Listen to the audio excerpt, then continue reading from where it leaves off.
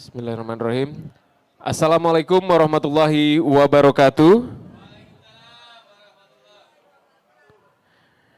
Ya.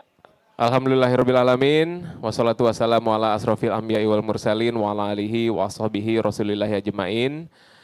Alhamdulillah kita bersyukur kehadirat Allah sudah bisa berkumpul hari ini di Legal Expo dalam rangka memperingati Hari Dharma Karya Dika ke-78 dalam rangka ulang tahun Kementerian Hukum dan HAM Republik Indonesia.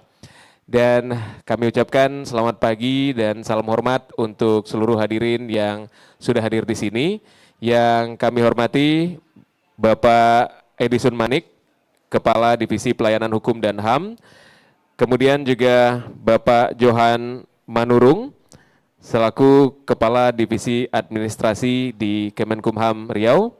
Kemudian ada Pak Dean beserta tim seluruh ibu-ibu juga yang sudah hadir di sini. Selamat pagi, dan hari ini di Legal Expo kita banyak sekali kegiatan.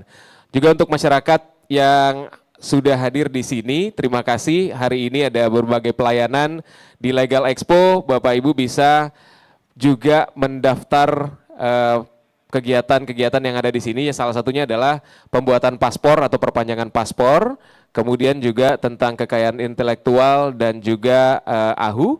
Dan di sebelah sana nanti ada display dari produk-produk karya warga binaan dari Kemenkumham Riau.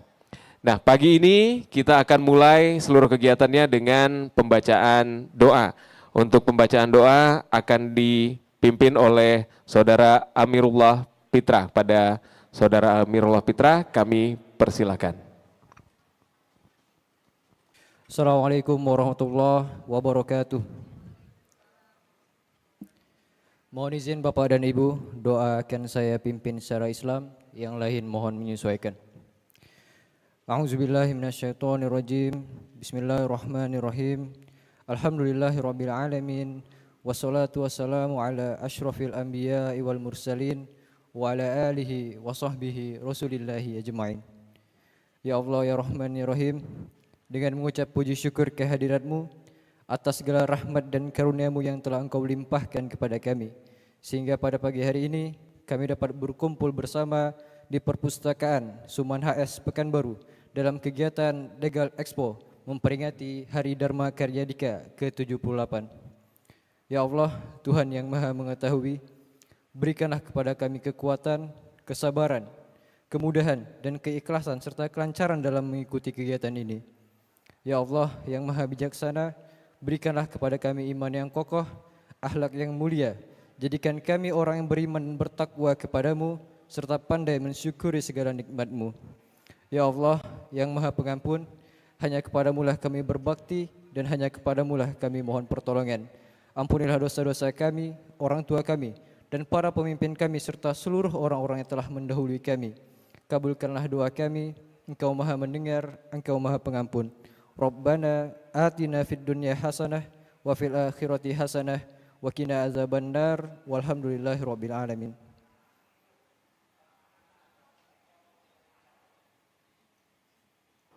Terima kasih kami ucapkan kepada Saudara Amirullah Pitra sudah membacakan doa. Baik Bapak Ibu yang hadir di Perpustakaan Suman HS pagi ini, kegiatan Legal Expo Pelayanan Publik Kementerian Hukum dan HAM ini meliputi dari KI atau kekayaan intelektual adalah tentang informasi dan konsultasi merek, kemudian informasi dan konsultasi hak cipta, informasi dan konsultasi tentang indikasi geografis. Jadi Bapak Ibu yang ingin berkonsultasi tentang kekayaan intelektual bisa nanti ke booth-nya KI ya. Serta juga nanti ada administrasi hukum umum yang akan meliputi informasi dan konsultasi tentang kewarganegaraan, apostil, serta perseroan perseorangan.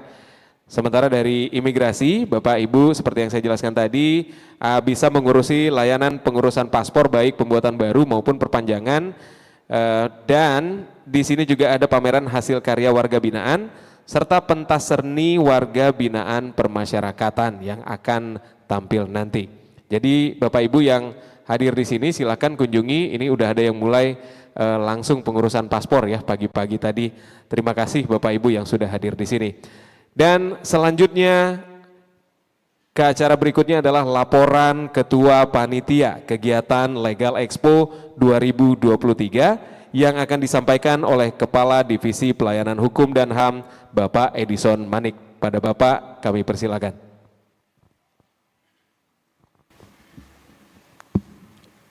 Terima kasih Pak Dias. Assalamualaikum warahmatullahi wabarakatuh.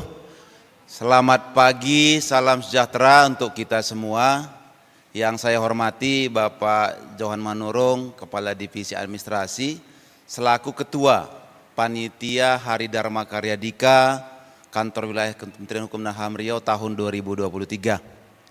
Yang saya hormati seluruh pejabat struktural yang hadir pada kesempatan ini, hadir ada Kabid Yankum, Pak Dean, Pak Bagdo dari Jajaran Pemasyarakatan, Bu Dewi, Kasubit Layanan AHU, Pak Mirsahwal, Kasubit Layanan KI, begitu juga Bapak dan Ibu yang saya tidak sebutkan satu persatu, dan saya bangga hari ini kita dari Kanwil hadir semuanya, dan termasuk yang terkhusus yang ikut dalam kepanitiaan layanan publik. Begitu juga Bapak dan Ibu dari jajaran imigrasi, ada hadir langsung dari Kasih Lantas Kim. Terima kasih juga beserta jajaran yang hadir membuka pameran juga. Pak Ketua, bersama ini kami laporkan terkait dengan kegiatan layanan publik kita pada hari ini Bapak, bahwa sesuai dengan surat dari Panitia Pusat dan diperkuat lagi dengan surat dari Dirjen Kekayaan Intelektual, bahwa kita melaksanakan kegiatan pelayanan publik Kemenkumham serentak se-Indonesia pada hari ini, yaitu pada hari Minggu tanggal 6 Agustus 2023. Dapat kami laporkan kepada Bapak bahwa kegiatan pelayanan publik Kemenkumham ini meliputi pelayanan administrasi hukum umum, nanti meliputi pendaftaran perseroan perorangan, layanan aposti, badan hukum. Begitu juga yang kedua layanan kekayaan intelektual Bapak, ini meliputi pendaftaran merek, cipta, desain industri, tata letak industri terpadu maupun juga indikasi geografis. Kita membuka layanan pendaftaran juga konsultasi. Yang ketiga kita juga melakukan layanan keimigrasian yang mana langsung menerima masyarakat yang mau mengurus paspornya hari ini.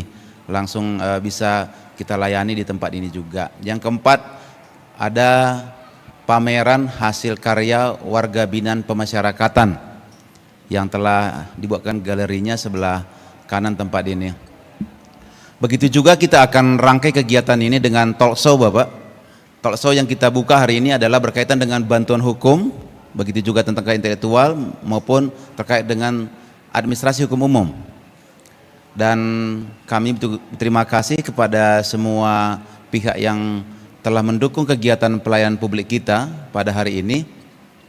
Dan untuk rekan-rekan juga yang telah menyiapkan semua tempat ini, termasuk Pak Dias yang mendukung stand-stand booth kegiatan kita ini, kami ucapkan terima kasih.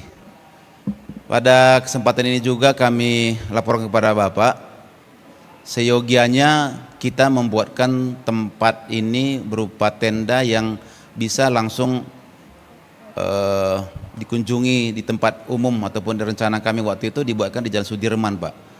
Namun karena ada Bayangkara Run yang mana jalan ini akan ditutup khusus untuk acara memperingati Hari Polwan dan juga kepolisian, sehingga kita setelah koordinasi dengan Pemda tidak diberikan izin untuk membuka tenda yang letaknya pada pejalan kaki gitu, maka kita letakkan di tempat ini. Namun demikian kami melihat ini tidak mengurangi makna, karena tujuan dari pelayanan publik ini adalah mendekatkan Kemenkumham dengan masyarakat. Hari ini kita buka layanan dan saya juga terima kasih, tadi saya sudah lihat udah beberapa orang juga mendaftar paspor. Jadi ini suatu hal yang baik dan pelayanan Kumham semakin hari semakin baik saya lihat. Karena hampir juga tiap minggu kita buka easy paspor ini. Kalau kemarin kita easy paspor di Dumai, tanggal 8 nanti easy paspor lagi di Rokan Hulu. Inilah yang diharapkan oleh bangsa negara, juga harapkan pemerintah, bahwa tujuan pelayan publik itu adalah memberikan pelayanan yang terbaik, mendekatkan pemerintah dengan masyarakat. Untuk itu, untuk lancarnya kegiatan Legal Expo pelayanan publik Kemenkumham, kami mohon nanti Bapak Kadif Min selaku Ketua Panitia Hari Dharma Karya Dika tahun 2023 untuk membuka kegiatan ini secara resmi. Demikian laporan ini kami sampaikan, lebih dan kurang kami mohon maaf. Billahi taufik wal hidayah. Assalamualaikum warahmatullahi wabarakatuh.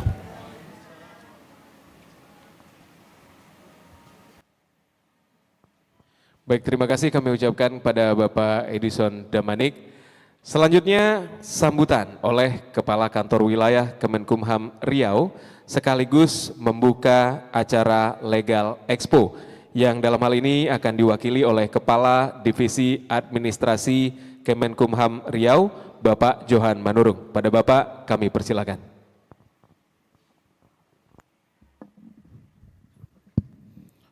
Bismillahirrahmanirrahim. Assalamualaikum warahmatullahi wabarakatuh. Yang sama-sama kita hormati Bapak Kepala Divisi Pelayanan Hukum dan HAM, Bapak Kabid Pak Widakdo, Pak Kabid Pelayanan Hukum dan HAM, Ibu Kalapas Perempuan, mari Bu, hadir kemari Bu, dan seluruh pejabat struktural kantor wilayah maupun dari UPT, kemudian juga seluruh peserta hadirin yang berbahagia. Terima kasih Om Dias selaku WO ya acara ini, bukan WO ya, IO. WO itu WO-nya apa tadi yang wedding apa organisasi. Pertama dan utama tentu mari kita panjatkan puji dan syukur kehadirat Tuhan Yang Maha Kuasa. Alhamdulillah di pagi menjelang siang ini kita masih diberikan kesehatan dan kesempatan serta kelapangan waktu. Pertama tentunya kami mohon maaf, salam hormat dari Pak Kakanwil karena beliau sudah ada jadwal lain yang tidak dapat mengikuti acara ini, namun kepada kami selaku Ketua Panitia Penyelenggara Hari Dharma Karya Dika Provinsi Riau diberi amanah untuk mewakili untuk membuka acara ini. Tentu pada kesempatan yang berbahagia ini kami mengucapkan terima kasih yang sebesar-besarnya pada penyelenggara, terutama Bapak Kepala Divisi Pelayanan Hukum dan HAM, kemudian Bapak Kabid Pemasyarakatan, juga Kabid Pelayanan Hukum dan HAM, serta dari Kantor Imigrasi kelas 1 Pekanbaru yang alhamdulillah pada hari ini sudah kami lihat sudah menyiapkan booth-nya. Dan kami lihat juga sudah beberapa yang sudah dari jam 7 tadi Om Dias, sudah ada beberapa yang mengurus paspor. Mudah-mudahan semua dapat berjalan lancar dan harapan kami kepada kita semua, apa yang kita rencanakan hari ini adalah dalam rangkaian Hari Dharma Karya Dika ke-78. Dan seluruh Indonesia kami monitor tadi hari ini bersamaan semua. Namun tadi memang sangat disayangkan kepada apa yang disampaikan oleh Pak Kepala Divisi Pelayanan Hukum dan HAM. Kalau kita bikin di depan sana itu orang lagi lalu lalangnya dalam acara Bayangkara Run. Tentu mungkin ribuan yang akan datang melihat apa kita acara kita ini. Namun karena ini pun ada terdinding oleh sana juga tidak boleh masuk. Di sini ada pagar sehingga tidak mengurangi pelaksanaan kita kemudahan. Namun tidak salahnya kalau ada keluarga kita yang terdekat di sini panggil-panggil aja. Saya sudah memonitor tadi keluarga saya untuk saya hadir untuk yang belum punya paspor Pak. Bentar lagi kemari akan berbondong-bondong.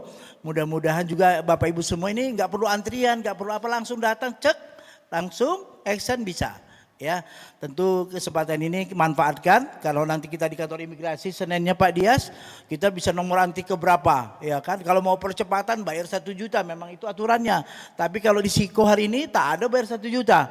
Begitu saya lihat monitor tadi, klik langsung mapnya siap, sudah tinggal bayar ke BNI atau ke bank-bank yang telah persepsi yang telah ditunjuk oleh kantor imigrasi. Bapak Ibu sekalian, tentu kesempatan ini mari kita manfaatkan, kita semakin dekat sama masyarakat. Kita tentu ada tadi nanti ada juga Tolso yang menangani OBH nanti Mbak Nurul, menangani KI nanti Pak Mirsawal atau Marcel, kemudian yang menangani AHU Bu Dewi Sri, kalau dulu Dewi yang Dewi Padi, tapi ini Dewi Sri-nya enggak ada karena dia bukan menjadi seorang petani tapi menghasilkan karya-karyanya. Tentu ini menjadi bagian yang sangat penting bagi kita, terutama masyarakat nanti yang muda-muda, yang Rizky, yang ada kawanmu di sana cewek-cewek panggil. Joe Cinaga, yang kawan-kawanmu yang stand di komedi, mana Joe? Joe, grup apamu, stand komedi suruh kemari. Satu lagi yang nggak laku itu siapa? Andre, kalau bersaing sama si Rizky, jangan tengok sana. Panggil juga cewek-cewek kawan-kawanmu yang muda-muda belia suruh kemari ya. Ini bisa membawa biar kamu juga dapat cepat dapat jodoh. Ya, barangkali Bapak Ibu sekalian tidak banyak yang kami sampaikan karena tadi sudah disampaikan oleh Pak Kadibian Kumdaham dengan ucapan Bismillahirrahmanirrahim.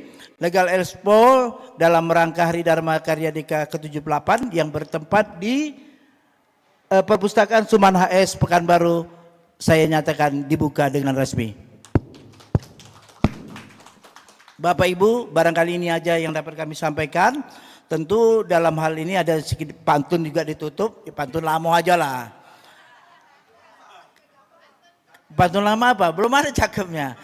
Izin kalau Bapak Ibu sekalian, tentu kalau kalau ada pantun itu jangan dijawab dengan cakep yang untuk sekarang ya, untuk ke depan. Terima kasih juga tadi Ibu Lapas Perempuan yang nanti akan membawa timnya, ibu yang akan menyajikan show kepada kita. Kita lihat nanti, kita nikmati. Mungkin kita sampai jam 10 di sini Bu. Walaupun panitia tidak menyelenggarakan makan siang, kita ya sudahlah setengah siang. Tadi ada bisikan sama kami akan memberikan salah satu produk IG yang terbaik yang baru-baru ini diadakan minggu lalu, yaitu mie sagu yang dari Selat Panjang. Tunjuk tepuk tangan dulu. IG-nya sangat hebat sekali.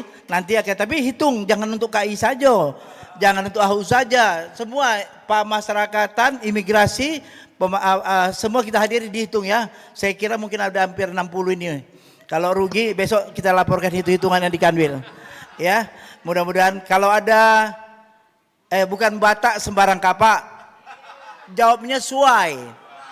Kalau itu tadi cakep itu di Jawa nggak apa-apa, tapi kalau bisa suai cakep gitu aja, biar dari sana pun dapat, nggak kita hilangkan, pelan-pelan kita angsur hilangkan cakepnya. Kita paling punya daerah ini kearifan lokal, yaitu namanya suai. Saya baru tahu waktu acara di hotel apa itu yang kemarin ini yang di belakang MPI mall MP itu, di situ disebutkan namanya Genjuri ya. Bukan kapak sembarang kapak, tapi kapak membelah kayu. Bukan Batak sembarang Batak, tapi Batak sudah seperti Melayu. Pulau Irian tempatnya burung cendrawasih. Cukup sekian dan terima kasih. Billahi taufiq wal hidayah. Assalamualaikum warahmatullahi wabarakatuh. Assalamualaikum warahmatullahi wabarakatuh. Wah, terima kasih Bapak, sambutannya dan pembukaannya luar biasa sekali Pak ya. Ini bikin semangat pagi ini, dan alhamdulillah acara pembukaan kita sudah terlaksana pagi hari ini, dan selanjutnya kita punya hiburan dari warga binaan Lapas ya, Pekanbaru, Lapas Perempuan. Waduh, ini dia nih. Wih, udah bawa gitar loh. Iya, poin di acara ini supaya juga ada terinformasi, mungkin yang punya merek dagang, yang punya jualan, pengen jualannya mereknya atau logonya dimaksimalkan supaya tidak digunakan orang lain ya. Mana tahu nanti brandnya jadi gede, bisa ekspor ke luar negeri gitu ya. Kalau merek dan logonya belum dihakikan, nah itu akan sangat sayang sekali. Jadi Bapak Ibu yang ada di luar silakan kunjungi. Di sini juga ada stand UMKM, di belakang sana ada stand Kampung Sagu. Nah di sana makanannya banyak tuh, ada mie sagu gitu ya, ada kue-kue juga dari sagu, ada roti gitu, dan ada kopi dari Leton Kopi juga Pak. Ini semuanya lokal brand yang kita bawa ke sini. Dan Leton itu sudah daftar haki Pak. Wah, jadi makanya kita bawa. Kampung Sagu OTW katanya Pak, karena baru 3 bulan berjalan Pak. Jadi usahanya baru dan langsung daftar haki juga Pak. Gitu. Jadi alhamdulillah penyerapan hak kekayaan intelektual di Pekanbaru Riau ini luar biasa sekali. Kita applause buat teman-teman dari tim kekayaan intelektual, kerjanya benar-benar ini Pak ya, siang malam kayaknya Pak ya. Jadi keliling kemana-mana gitu, menjelaskan, menceritakan gitu. Saya kebetulan ikut beberapa kegiatannya dan ada ratusan orang yang sudah diinformasikan kegiatan ini secara khusus dan juga secara umum ya, melalui sosial media juga. Nah ini jadi Bapak Ibu yang ada di Riau ini kayaknya nanti bisa jadi pebisnis unggul ya, pengusaha-pengusaha unggul dengan produk yang sudah dihakikan. Oke, ini teman-teman dari lapas perempuan ya. Nah, dari lapas perempuan. Jadi ternyata di lapas kegiatannya juga banyak yang positif Pak ya. Bukan berarti biar kegiatannya positif harus masuk lapas dulu kan Pak ya. Nggak gitu ya. Tapi kalau semua orang berpikir bahwa di sana wah kegiatannya nggak seru, wah salah banget ya. Nah ini nanti mereka akan tunjukin penampilannya. Jadi Bapak Ibu yang ada di luar yang lagi jalan pagi silakan kunjungin, di sini ada lengkap Pak. Ada informasi tentang hak kekayaan intelektual, ada administrasi hukum umum, mungkin mau bikin perseroan perorangan gitu, bisa dijelaskan juga di sini. Terus ada layanan imigrasi juga ya. Kebetulan di dompetnya mungkin udah ada fotokopi KTP, KK, sama ijazah di fotokopi juga, sama surat nikah dibawa kemana-mana. Nah langsung aja ke sini urus paspor boleh ya. Dan untuk biaya nggak ada perbedaan ya. Jadi semuanya seperti bagaimana kita temukan di layanan di kantor imigrasi. Nah hari ini juga seperti itu juga ya. Oke.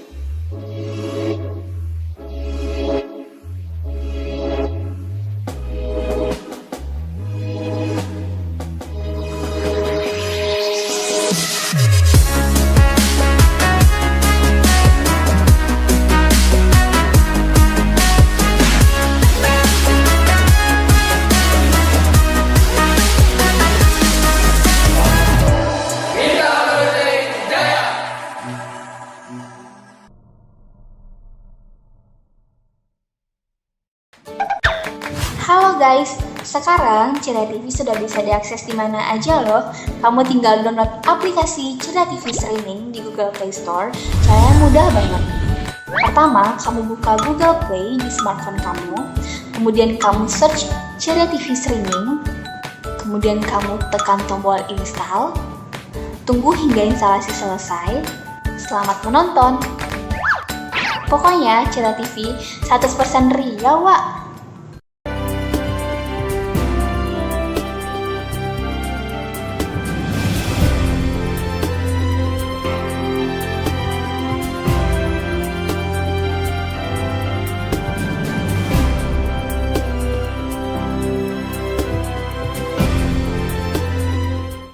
Baiklah kalau begitu, nah ini dia.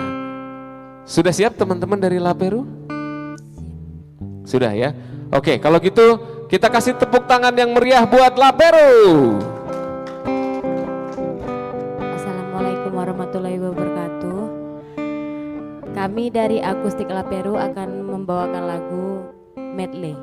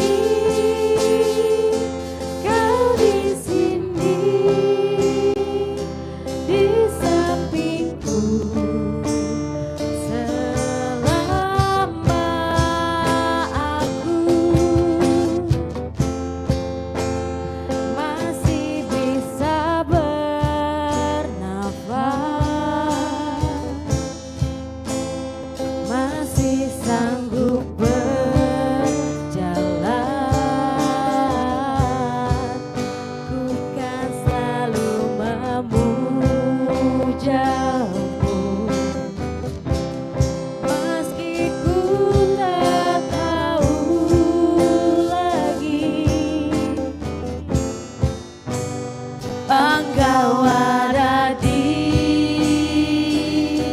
mana, dengarkan aku, ku merindu kamu, tak tahu rasanya hatiku saat berhadapan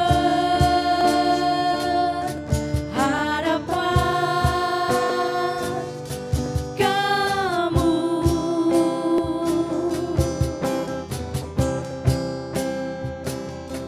Kamu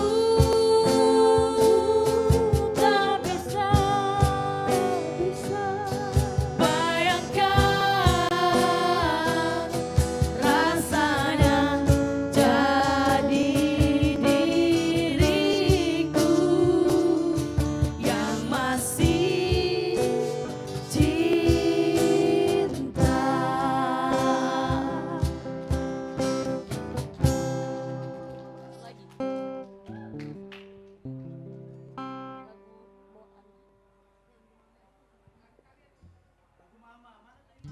Rindu Mama.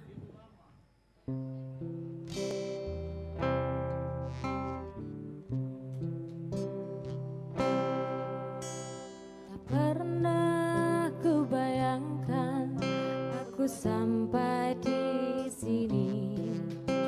Tak pernah ku bermimpi datang kemari. Mungkin sudah nasib, mungkin sudah takdir, ku harus meringkuk di tali besi.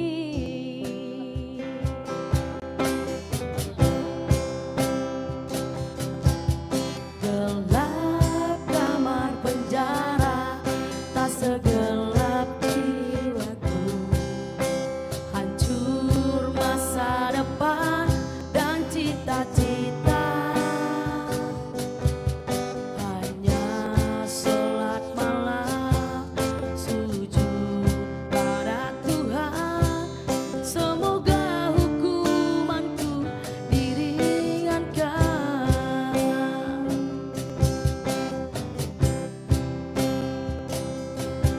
Bertahun sudah aku di penjara, kehadiran Mama yang aku nantikan.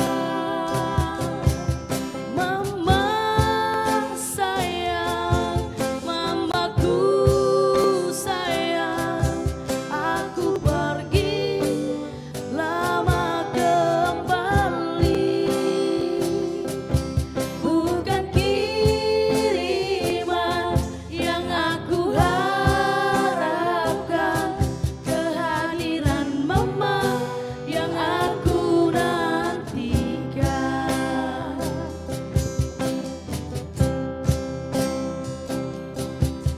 Mungkin sudah nasib, mungkin sudah takdir, ku harus meringkuk di tali besi.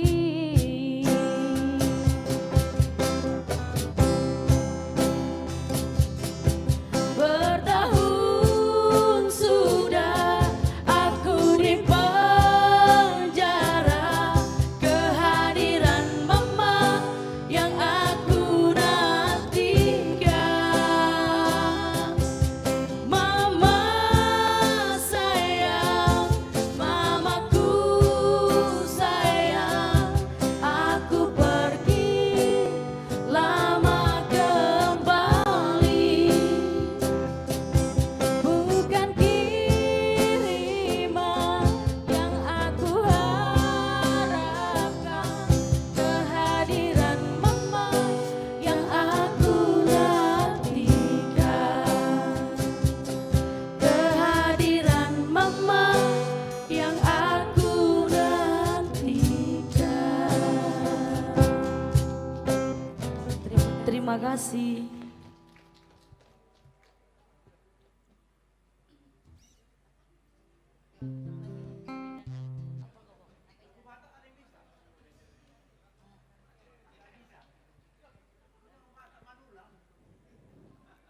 kami akan menyanyikan satu buah lagu lagi yang berjudul Sekolah Tanpa Ijazah.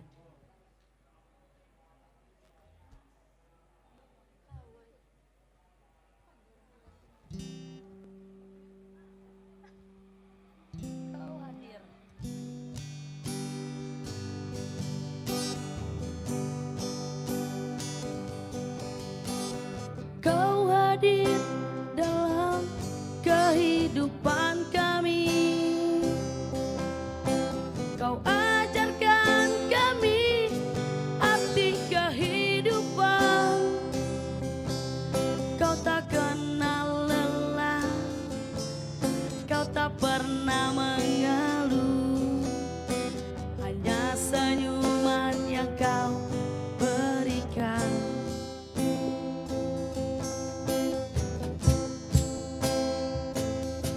Satu hal yang harus kau tahu, kehadiranmu memijarkan gelap ini, memulihkan semangat kami yang hampir redup tanpa cahaya.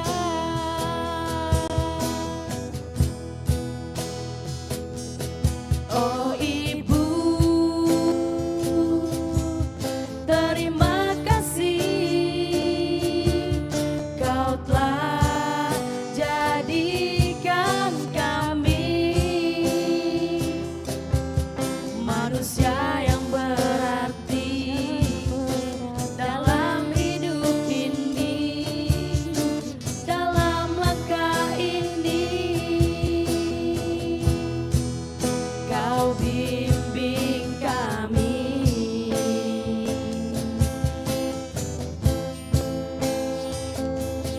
Satu hal yang harus kau tahu, kehadiranmu memijarkan gelap ini, memulihkan semangat kami yang hampir redup tanpa cahaya.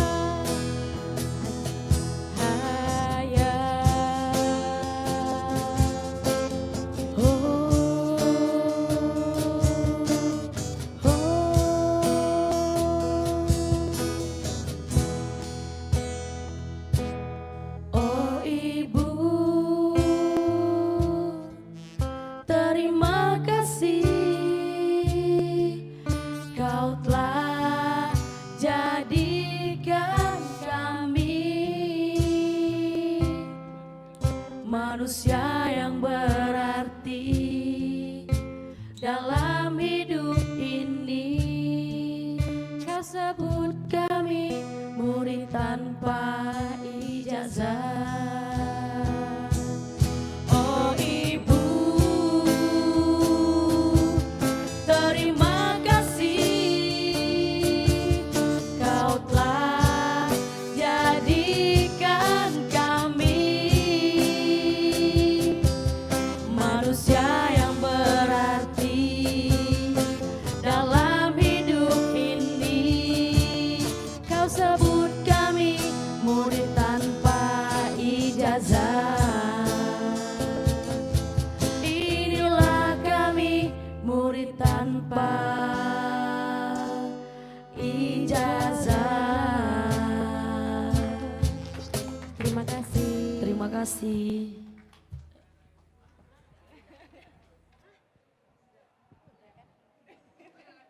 Itu ditanamamu kepada dengan manian molo tungi konsira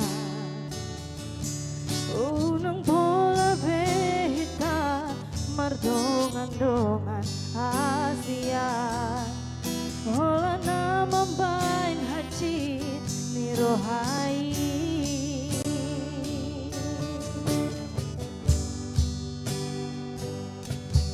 Saya besi saun rohaki bohado ujung ni hubungan rahasia.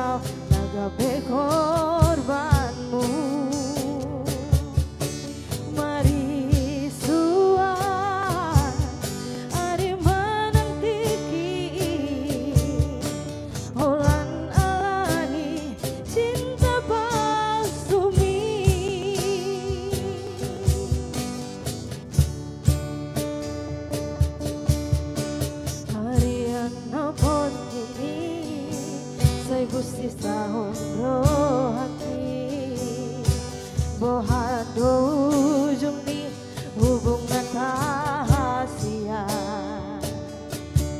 saya huripu doito setia ho salelengo apa mana dua holok diburiki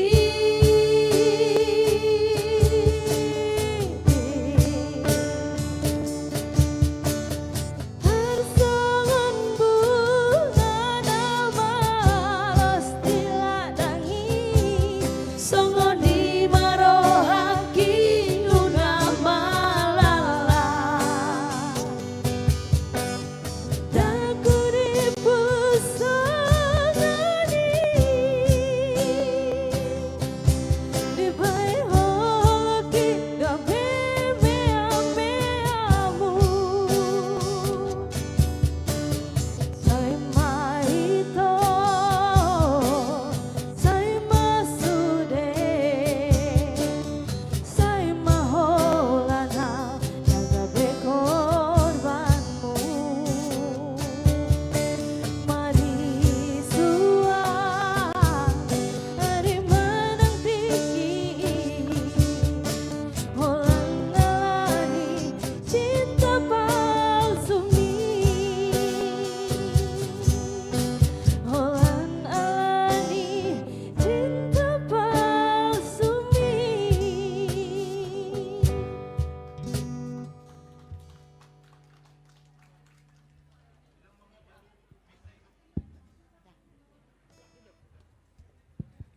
Tes.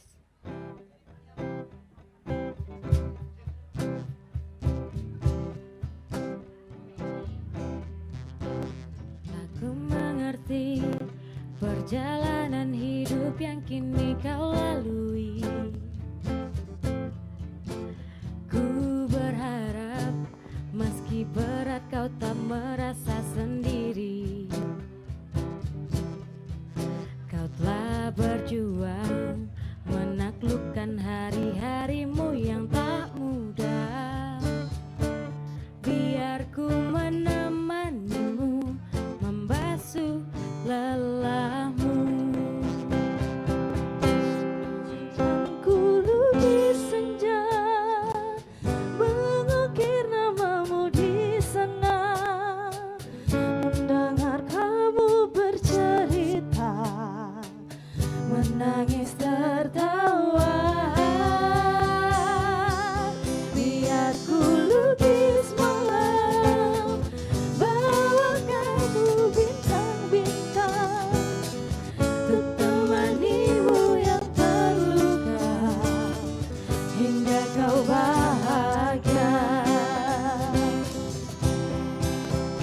Aku di sini dan kau di sana hanya berjumpa via suara namun ku selalu menunggu saat kita akan berjumpa meski kau kini jauh di sana kita memandang langit yang sama jauh di mata namun dekat di hati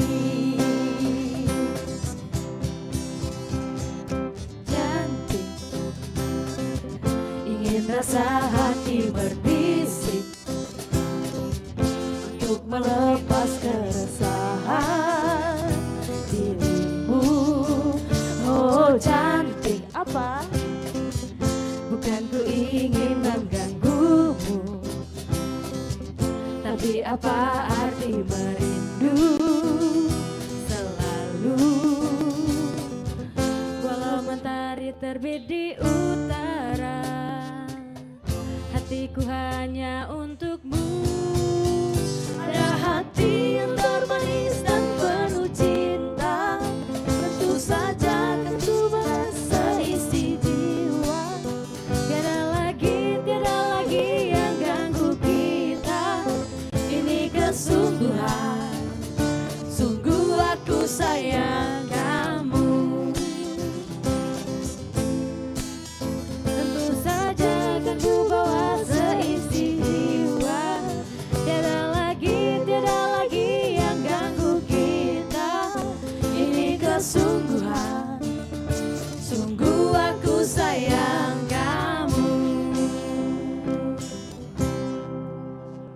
Terima kasih.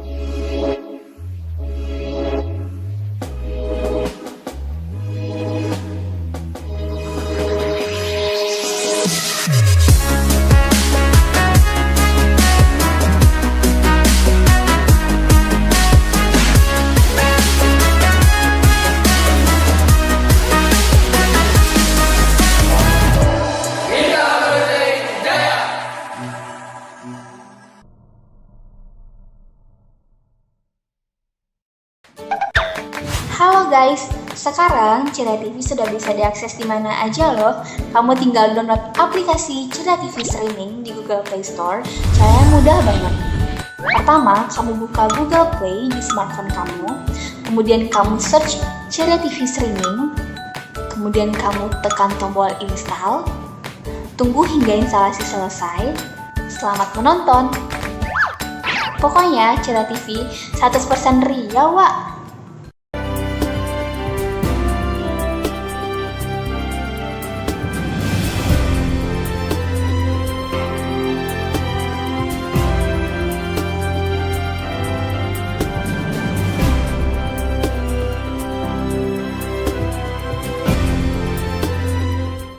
Baik, Assalamualaikum warahmatullahi wabarakatuh. Selamat bergabung di Legal Expo dalam rangka memperingati Hari Dharma Karya Dika ke-78 tahun dalam rangka ulang tahun Kementerian Hukum dan HAM Republik Indonesia. Jadi seperti kita tahu Kementerian Hukum dan HAM Republik Indonesia itu berdiri sama tahunnya seperti kemerdekaan Indonesia. Dan hari ini kita mengadakan Legal Expo dalam rangka Hari Dharma Karya Dika ke-78 ini yang jatuhnya nanti adalah pada tanggal 19 Agustus 2023. Nah, pagi ini kita mengadakan talk show dengan teman-teman dari Kementerian Hukum dan HAM Republik Indonesia, Kanwil Provinsi Riau, yang kita akan bicara tentang banyak hal yang kita akan informasikan kepada seluruh masyarakat di Riau dan di Indonesia tentang kegiatan-kegiatan yang dilakukan oleh Kemenkumham atau layanan-layanan yang diberikan oleh Kemenkumham Republik Indonesia kepada masyarakat Indonesia. Dan pagi ini kita sudah kedatangan salah satu narasumber kita yaitu Bapak Mir Syahwal, Kepala Subbidang Pelayanan Kekayaan Intelektual Kementerian Hukum dan HAM Republik Indonesia, Kanwil Provinsi Riau. Dan nanti kita akan ngobrol-ngobrol, tapi sebelumnya kita kenalan dulu nih Pak Mir Syahwal. Ya, ini adalah divisi baru Pak ya di Kementerian Hukum dan HAM. Baik, jadi dulu Kementerian Hukum dan HAM ini cukup besar. Jadi ada 9 eselon 1 yang salah satunya membidangi kekayaan intelektual, itu ada di Direktorat Jenderal Kekayaan Intelektual. Jadi di direktorat itu untuk di wilayah itu ada di kantor wilayah yang fokusnya bagaimana pendampingan terhadap kekayaan intelektual yang ada di daerah. Itu ada di kantor wilayah. Oke, baik. Ya, gitu nah, dia. kalau kekayaan intelektual sendiri itu apa sih sebenarnya Pak Mir Syahwal? Baik. Jadi kalau kita berbicara kekayaan intelektual itu kita berbicara olah pikir manusia, hasil kreasi manusia. Jadi apapun yang dihasilkan oleh manusia yang menghasilkan suatu kreasi, ya kan, maka itu menjadi perlindungan kekayaan intelektual. Jadi setiap yang dihasilkan oleh manusia yang pada intinya ada kreasi, berarti kreasi menghasilkan sesuatu. Jadi kalau dia ide, nggak masuk. Misalnya kita nih punya pemikiran nih, saya ingin berbuat sesuatu, misalnya sebuah buku. Tapi masih dalam pikiran, belum dituangkan misalnya dalam satu buku. Atau teman-teman yang suka nulis nih, pengen buat cerpen, cerita pendek nih kan biasa. Tapi masih dalam pikiran. Ya, lalu tidak dituangkan dalam bentuk tulisannya, dia belum bisa dilindungi. Jadi hasil kreasinya itu selain dia sebuah ide, ya tentu idenya nih originalitas ya, bukan disadur ya, bukan diambil dari, bukan plagiat, ide sendiri lalu dituangkan dalam suatu bentuk, bentuk kreasinya itu yang bisa dilindungi. Oke, baik, itu yang dinamakan kekayaan intelektual. Itu yang dinamakan kekayaan intelektual. Nah, kemudian ada hak kekayaan intelektual. Nah, hak seperti apa, Pak? Iya, jadi begini. Kenapa dia dikatakan hak? Karena dia melekat. Melekat kepada yang memiliki ide itu. Ya kan? Idenya tentu karena melekat ke dia, maka pemerintah melindungi itu. Undang-undang melindungi itu. Ya kan? Dilindungi oleh undang-undang, maka dia perlu didaftarkan. Setelah dia daftarkan, maka dia mendapatkan yang namanya sertifikat kekayaan intelektual. Sertifikat inilah yang akan memberikan perlindungan. Nah, hasil akhirnya begini kira-kira. Kalau orang sudah mendapatkan hak kekayaan intelektual, maka orang lain tidak dapat mengambilnya. Nah, itu masih biasa sih. Itu masih melindungi. Ini yang luar biasanya begini. Teman-teman, ketika sudah mendapatkan haknya bisa memberikan lisensi. Di sini kuncinya. Lisensi inilah yang akhirnya memberikan benefit nih. Yang punya hak tadi. Ya lumayan kan, kita contohkan saja. Teman-teman menghasilkan sebuah lagu.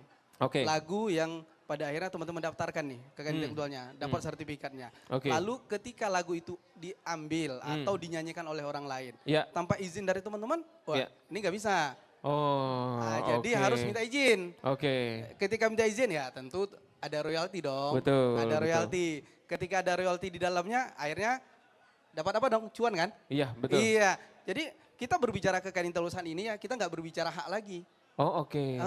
Jadi kita berbicara kekayaan intelektual, ada benefit ekonomi di dalamnya. Jadi sekarang kita berbicara kekayaan intelektual, dia menjadi aset. Kebayang kan? Kita sekarang menghasilkan sebuah karya hari ini. Iya kan? Tetapi kalau karya itu menghasilkan benefit, ya benefit ini bukan saat ini, ke depan. Nah, ini ke depan. Jadi teman-teman bisa hidup dengan pada posisi tidak pada hari ini saja. Hasil karya hari ini akan berguna ke depannya. Ini memberikan ekonomi ya kan. Kebayang kan lagu-lagu yang tahun 70-an sama ini kan masih ada. Kita ambil satu sampel misalnya cerita tentang Ahmad Dhani misalnya. Ahmad Dhani. Yang lagi masih viral kemarin ya. Iya benar. Ini cerita tentang lagu-lagunya Dewa. Iya benar ya. Nah itu apakah semua lagu-lagunya Dewa itu sudah didaftarkan untuk hak kekayaan intelektual, Pak? Baik, jadi lagu itu salah satu dari, jadi gini saya jelaskan dulu. Hak kekayaan intelektual itu ada dua bagian. Ada satu namanya hak cipta, ada satunya hak kekayaan industri. Ini dia. Hak cipta adalah yang berkaitan dengan misalnya seni, sastra, budaya, itu berkaitan dengan sana. Lagu Ahmad Dhani itu bagian dari cipta. Tapi ada lagi yang namanya hak kekayaan industri. Nah itu dibagi lagi nih. Itu apa itu? Hak kekayaan industri ini berhubungan dengan industri. Ya. Seperti contohnya seperti ini. Teman-teman pelaku usaha, UMKM, IKM, ataupun pelaku ekonomi kreatif itu dia punya usaha. Usahanya ada yang namanya merek. Merek itu menjadi bagian dari hak kekayaan industri. Ya, makanya kita dari kantor lainnya selalu mendorong nih. Teman-teman pelaku usaha ini untuk daftar merek. Kenapa? Karena kalau tidak didaftarin, nanti ada orang yang sudah daftar merek, mereka nggak bisa gunakan. Gitu. Itu kira-kira. Jadi contoh Pak, kalau dikasih sampel misalnya, kenapa merek itu penting untuk masyarakat yang punya produk atau jasa untuk mendaftarkan mereknya dan mendaftarkan logonya misalnya. Baik. Kenapa itu penting? Jadi merek sebenarnya pada prinsipnya dia menjadi sebuah identitas. Iya. Jadi kalau gini nih, kalau saya contoh ke merek. Ini ada Leton Kopi ya, salah satu usaha kita sama Kampung Sagu. Tiba-tiba ada yang makan nih ke Kampung Sagu. Ternyata enak.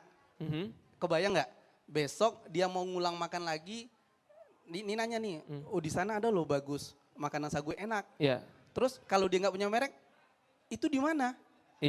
Benar kan? Di itu mana ya? Gitu ya, di mana ya? Oh iya juga. Tapi kalau dia punya merek, oh ya tuh makannya di Kampung Sagu. Oh ada mereknya Kampung Sagu. Ada mereknya Kampung Sagu.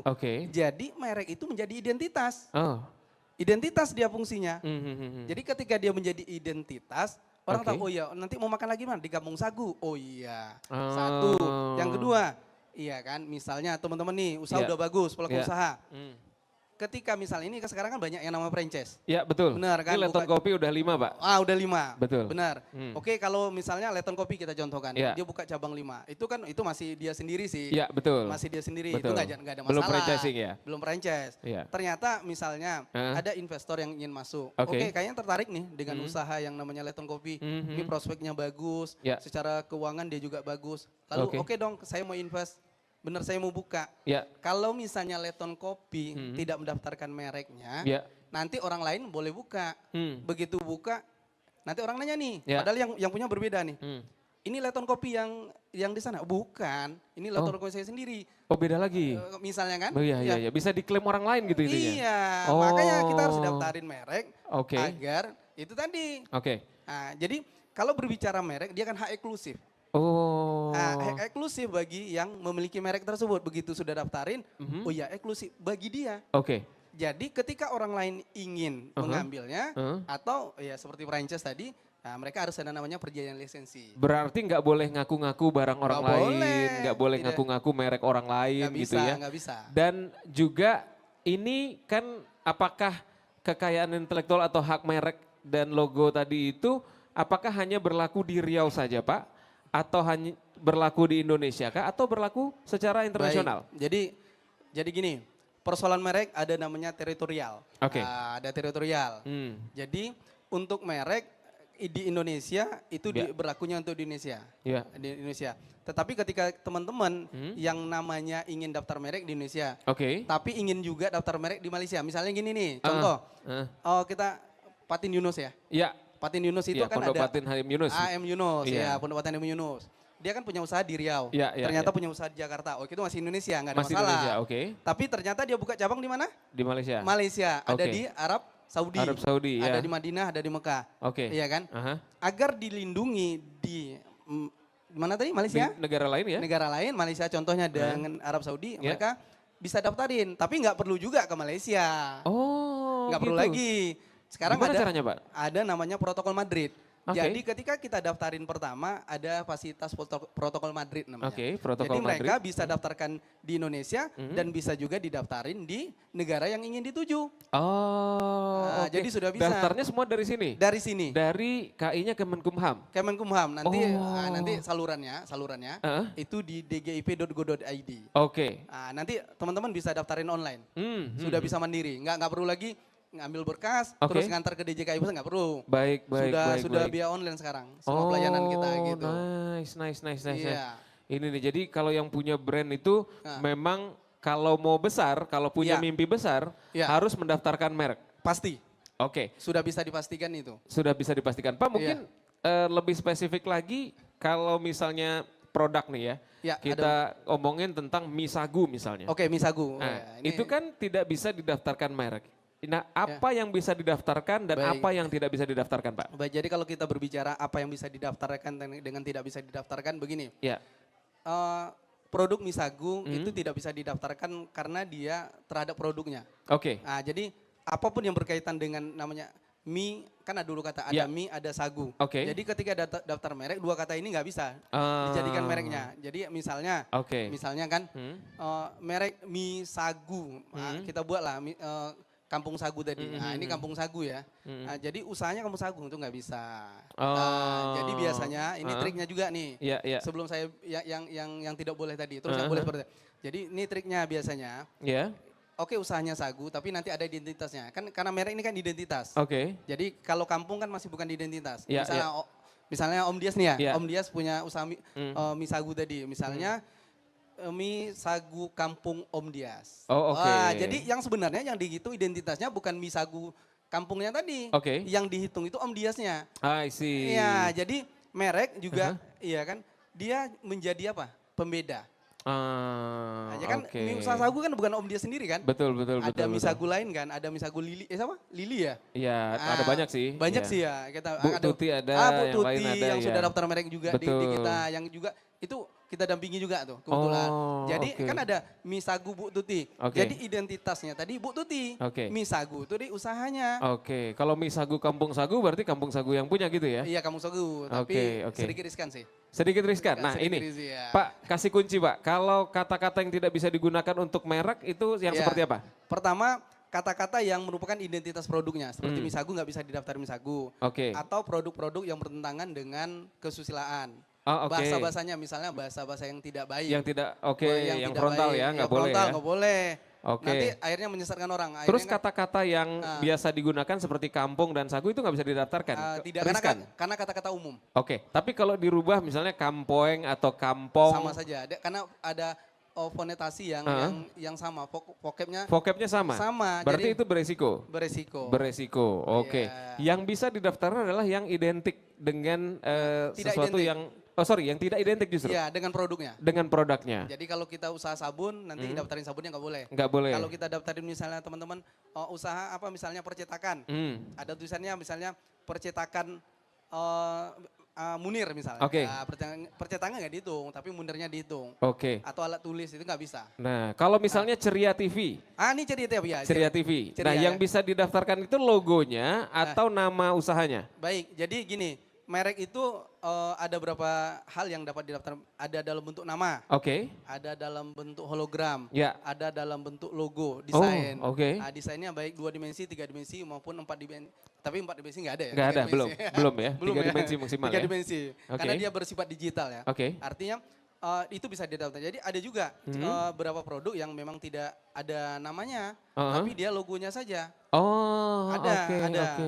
Ada beberapa produk itu. Jadi Oke. iya kan misalnya seperti Nike itu dan Adidas itu bukan Nike Adidasnya yang didaftarin ya kan? Oh gitu? Iya kan logonya saja yang garis 3 Oh, Adidas. garis tiganya sama garis yang... 3. Nah, ini iya. kalau Nike kan yang gini.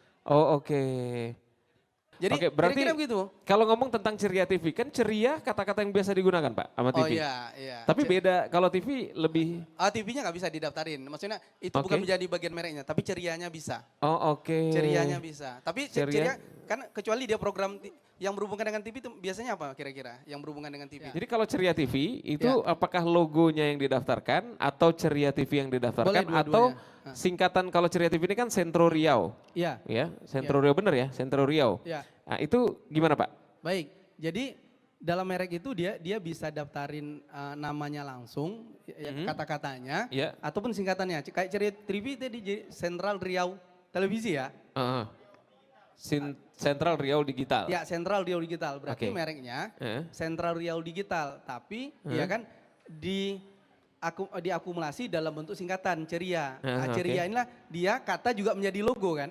Ya, Benar betul, kan? betul. Dia jadi jatuhnya kata-katanya itu menjadi logo. Oh. Dihitungnya sebagai logo dia. Berarti logonya yang didaftarkan itu lebih bagus ya. Tapi namanya kan ada penjelasan nih. Ceria Iya. ini apa nih? Oke. Nah, jadi Ceria tadi Sentro Riau Digital Riau Media. Digital Riau Media. Wih, panjang kali rupanya Iya. ya. Jadi Iya, mereknya iya, sebenarnya iya. Sentral Riau, Sentral Sentro Riau. Sentro Riau. Oke. Jadi sebenarnya mereknya Sentro Riau, Oh. tapi identitasnya ya logo Cerianya tadi. Oke, Iya. kayak misalnya yang lebih gede lah ya, Raja Iya. Wali Citra Televisi Indonesia, Disingkat RTV. RCTI. Oh RCTI, misalnya, RCTI. ya. Makanya RCTI itu mereknya kan Raja Wali Citra Televisi Oh itu Indonesia. masuk dalam logo. Logo. Jadi walaupun dia kata-kata tapi jadi logo dia. Oke. Jadi logo oke. dia begitu kira-kira. Menarik sekali ya. Iya. Nah Pak, apa sih yang Ya. kejadian-kejadian atau sampel-sampel alasan ruginya orang yang tidak mendaftarkan merek usahanya gitu? Jadi kalau kita berbicara rugi, saya berbicara kasus dulu. Iya, Saya berbicara contoh, Pak. Iya. Contoh kasus dulu. Oke.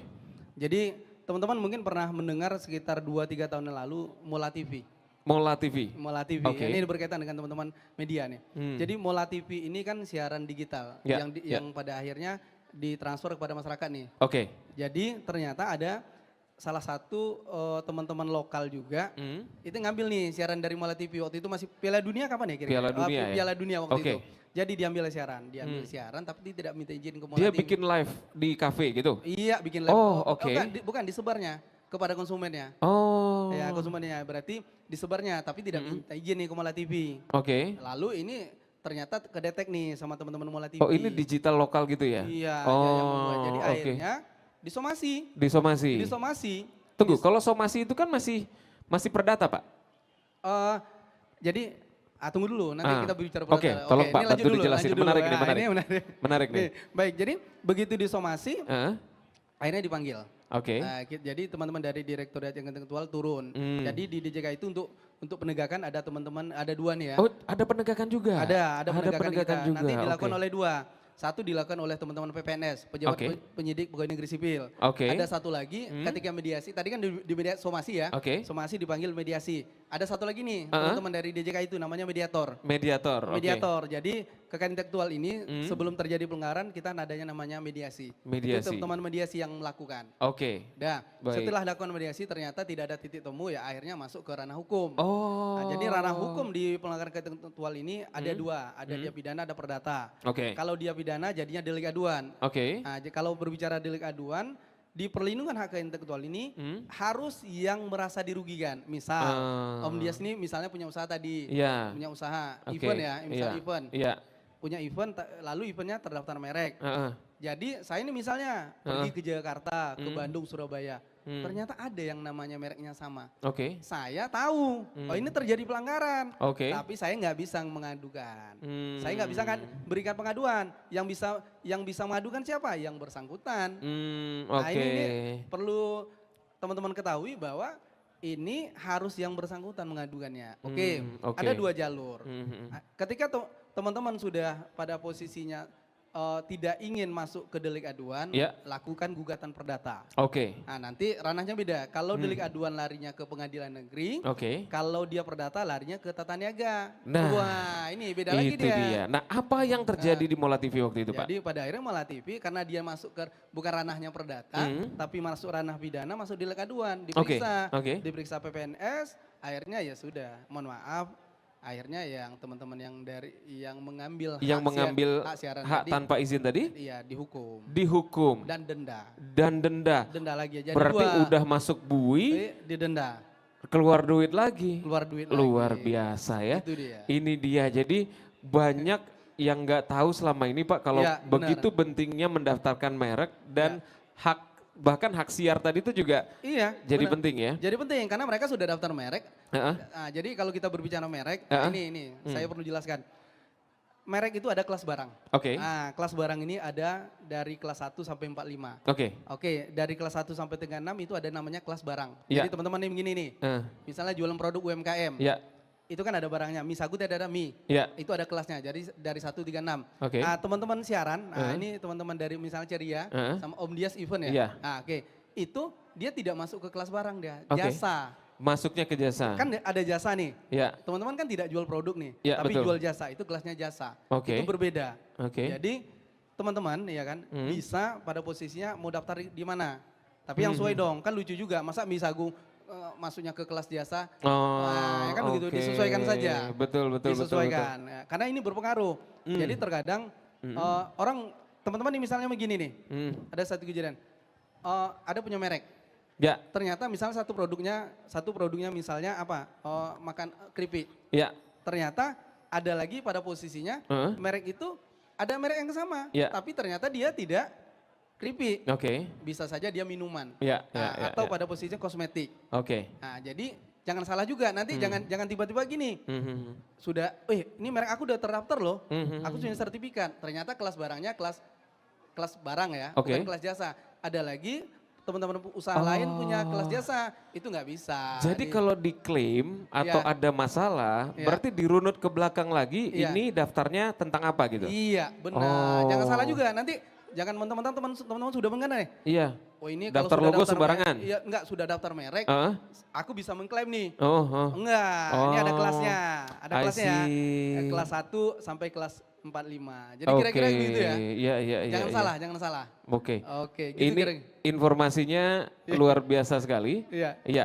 Dan ini masih banyak sebenarnya yang pengen kita tanyain, tapi nanti kita akan bikin talk show berikutnya ya. Siap, Pak Sawal ya. Iya. Terima kasih Pak Sawal, informasinya sangat-sangat berharga sekali Iya. dan tentunya ini adalah informasi yang bagus banget untuk kita masyarakat Riau untuk tahu tentang hak merek dari hak kekayaan intelektual yang dimiliki oleh pribadi sehingga tidak diklaim oleh orang lain. Mungkin Anda ingin berbisnis, berpikirnya kecil tapi percayalah banyak bisnis-bisnis besar dimulai dari kecil dan dari kecil lah daftarkan mereknya baru kemudian dikembangkan lebih besar lagi sehingga nanti kalau sudah besar bisnisnya tidak ada yang mengklaim lagi bahwa itu punya dia tapi itu kembali menjadi milik kita. Baik, sampai di sini kita bicara tentang kekayaan intelektual ya. Untuk informasi Pak mungkin teman-teman kalau nanti mau bertanya kira-kira ke mana ditujukan alamat pertanyaannya atau kemana mereka harus datang Pak? Baik, teman-teman buat yang pelaku usaha dan teman-teman lain pelaku seni misalnya atau teman-teman yang ada berhubungan dengan kekayaan intelektual. Ya. Pertama teman-teman bisa mengunjungi website dgip.go.id. Di sana teman-teman bisa melakukan pendaftaran baik dari hak cipta, merek dan yang lainnya. Bisa melakukan pendaftaran sendiri dan mandiri. Mandiri. Oke. Tapi kalau misalnya teman-teman, ya kan kalau untuk di wilayah itu kita bisa melakukan pendampingan. Oke. Nah, nanti lakukan pendampingan ke teman-teman. Ini kita lagi lakukan usaha nih. Ya, ya. Sekarang kita lagi mendorong teman-teman pelaku usaha binaan dinas, Ya. binaan dinas yang ada di Provinsi Riau. Oke. Jadi kita ini seni roadshow nih. Oh, Roadshow, jadi baik, kita baik. selalu mendampingi teman-teman pelaku usaha yang menjadi binaan dinas kita lakukan pendampingan. Ya, ya, Nanti ya, ya. kita akan bantu pada posisinya cek ini mereknya sudah ada yang punya atau belum. Oke. Apakah mereknya ini nanti masuk ke kelasnya berapa? Oke. Nanti pada posisinya kalau ada yang berubah apa semua kita lakukan pendampingan. Oke. Itu bisa dilakukan atau ya ini mana tahu teman-teman nih yang sekarang untuk pendaftaran secara offline itu adanya di Direktorat Jenderal Kekayaan Intelektual di Jakarta. Di Jakarta. Mana tahu tiba-tiba ingin daftar ya langsung ke Jakarta. Secara offline. Offline. Tapi ada lagi satu nih. Selain di Mandiri, ada di kantor wilayah kita dampingi, di DJKI, ada juga melalui konsultan KI. Konsultan KI. Ya, Ada banyak Pak konsultan KI. Kalau di Riau, alhamdulillah baru satu sih. Baru satu ya? Baru satu ya, tapi roadshow terus kayaknya ya? Roadshow terus. Oke. Terakhir, ini kita lagi mau dorong nih. Kita Ya, mau ya. dorong setiap dinas yang membidangi pelaku usaha UMKM ini kita mau bentuk sentra KI. Oke. Jadi ini menjadi program kita ke depan. Setiap dinas yang ada di Provinsi Riau yang membidangi, ini ada 3 nih Ya, yang ya. membidangi. 1 koperasi UMKM untuk UMKM, Oke. perindustrian perdagangan untuk IKM, dan dinas pariwisata untuk pelaku ekonomi kreatif. Oh. Ini ke depan dari kantor wilayah akan mendorong untuk dibentuk sentra KI. Jadi teman-teman nanti binaan dinas bisa nanti langsung ke sentra KI. Jadi rentang untuk pelayanannya lebih dekat. Oh baik, baik. Iya, karena baik, kan baik. di Riau ini cukup luas. Oke. Kejangkauannya jadi sedikit panjang dan waktu juga butuhkan juga bagi kita dan bagi teman-teman juga pelaku usaha ingin daftar. Baik. Tapi kalau ke depan kita bentuk sentra KI, teman-teman itu lebih dimudahkan. Baik, baik. Iya, begitu Dan kira-kira. satu lagi Pak yang paling diingin tahukan oleh masyarakat adalah tentang biaya yang ditanggung Pak untuk pengurusan. Apakah mahal atau enggak Pak? Itu tergantung kekayaan intelektual. Saya contohkan saja 2. Iya. Kalau untuk hak cipta itu kalau umum itu kan 400.000. Oh oke. Tapi kalau teman-teman dari pelaku usaha saya contohkan, itu kalau mendapat surat rekomendasi dari dinas, itu dipotong 50%. Wow. Jadi 200.000. Tapi Oke. harus dapat surat rekomendasi dari binaan dinas. Oke. Itu syaratnya. Oke, itu untuk syaratnya. tadi karya ya? Karya cipta. Oke. Merek misalnya kita contohkan. Merek itu kalau umum itu 1.800.000. Oke. Oke, 1.800.000 ya. 1.800.000 ya? Tadi Oh enggak mahal ternyata Pak ya? Enggak mahal. Enggak mahal Untuk satu ternyata kelas ya? barang ya. Oke. Tapi ini tadi 50% ya, 400 ke 200. Ya. Ini lebih luar biasa lagi. Oke. Cuma 500.000. Oh wow, Dari itu rekomendasi dinas? 1.800.000 jadi 500.000. Ini sudah berapa persen nih pemerintah memberikan Subsidi? subsidi. Wah kan luar gitu, biasa ya. Jadi tidak Artinya, mahal ternyata Pak ya? Memberikan kemudahan. Tetapi ya itu tadi teman-teman pelaku usaha tadi minta surat keterangan dari dinas bahwa mereka adalah pelaku usaha binaan dinas. Nanti itu dilampirkan di persyaratan, maka teman-teman dapat 500.000, dapat satu merek, dapat kelas barangnya untuk satu kelas barang. Wah luar biasa sekali Begitu kalau kira-kira. begitu ya.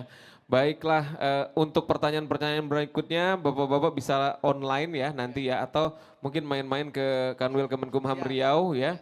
Dan sekali lagi Pak Mirsawal terima kasih atas informasi berharganya, dan untuk talk show mengenai kekayaan intelektual gini kita sampaikan di sini. Mudah-mudahan nanti ada penjelasan yang lebih lanjut. Kalau ada pertanyaan silakan aja ajukan di kolom komentar di bawah ya, bisa ya. Nanti kita akan buatkan talk show berikutnya yang akan menjawab pertanyaan teman-teman. Terima kasih. Saya Dias. Selamat pagi. Assalamualaikum warahmatullahi wabarakatuh.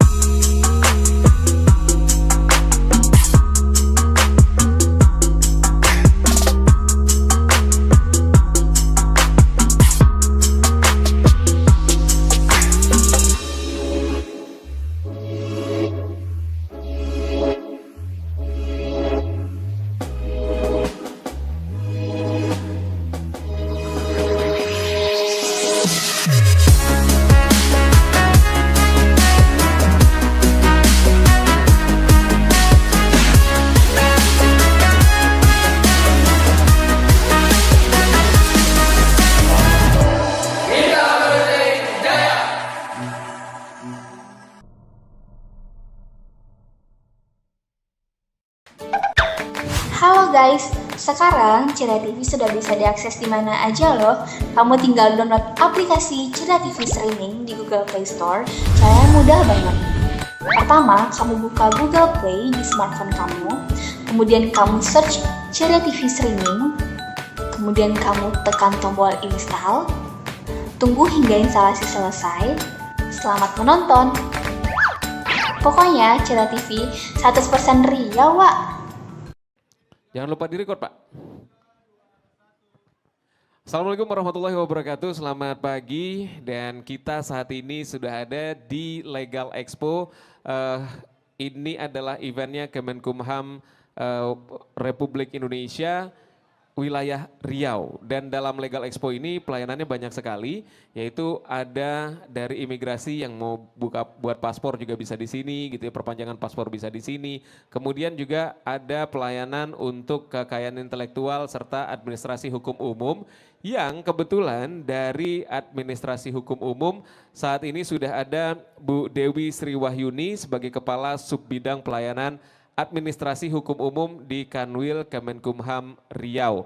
Ya, selamat pagi Ibu. Selamat pagi Pak. Iya, ini kita senang sekali sudah hadir Ibu di sini.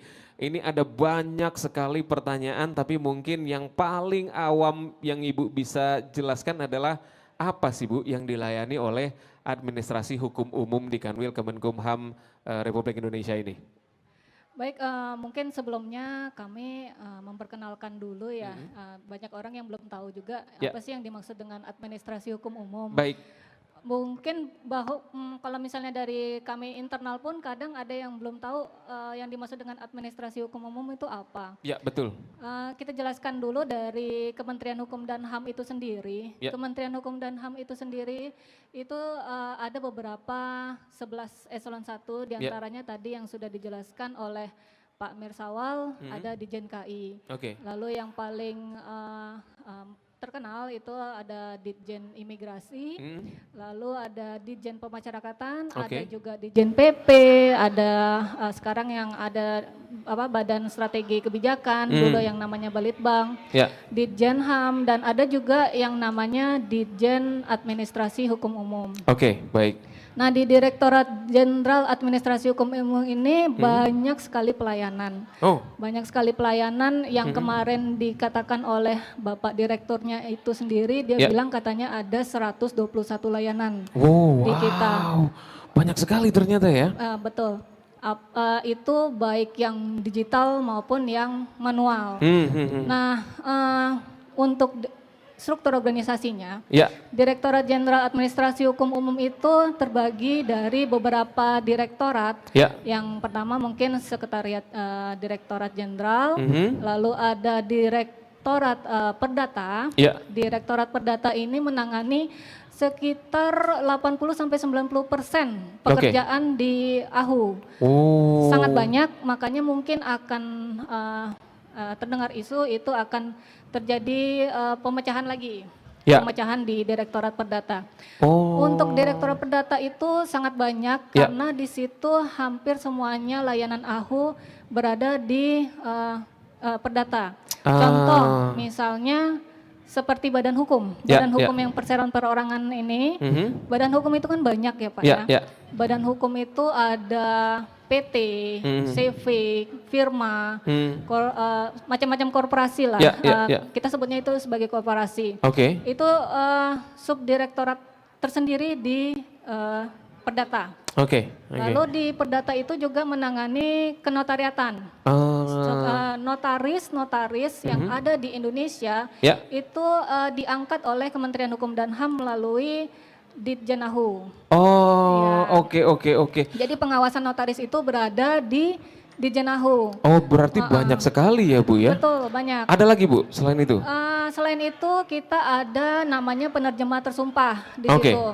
Terus ada advokasi asing, ada yang namanya legalisasi, Ya, ya. lalu fidusia.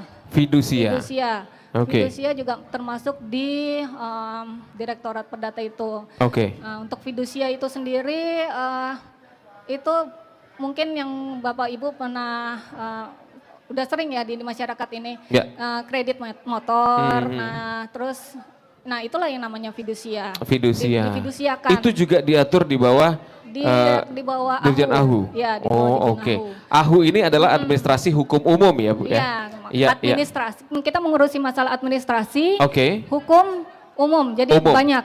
Oke, ada banyak. Nah, saya juga kemarin tuh kebetulan akhir tahun lalu baru bikin perseroan terbatas PT. Nah, itu ada Kementerian Hukum dan HAM di atas, salah satu suratnya itu ada. Ya. Itu apa, Bu, yang disahkan oleh apa yang ini kan oleh Kemenkumham? Ya.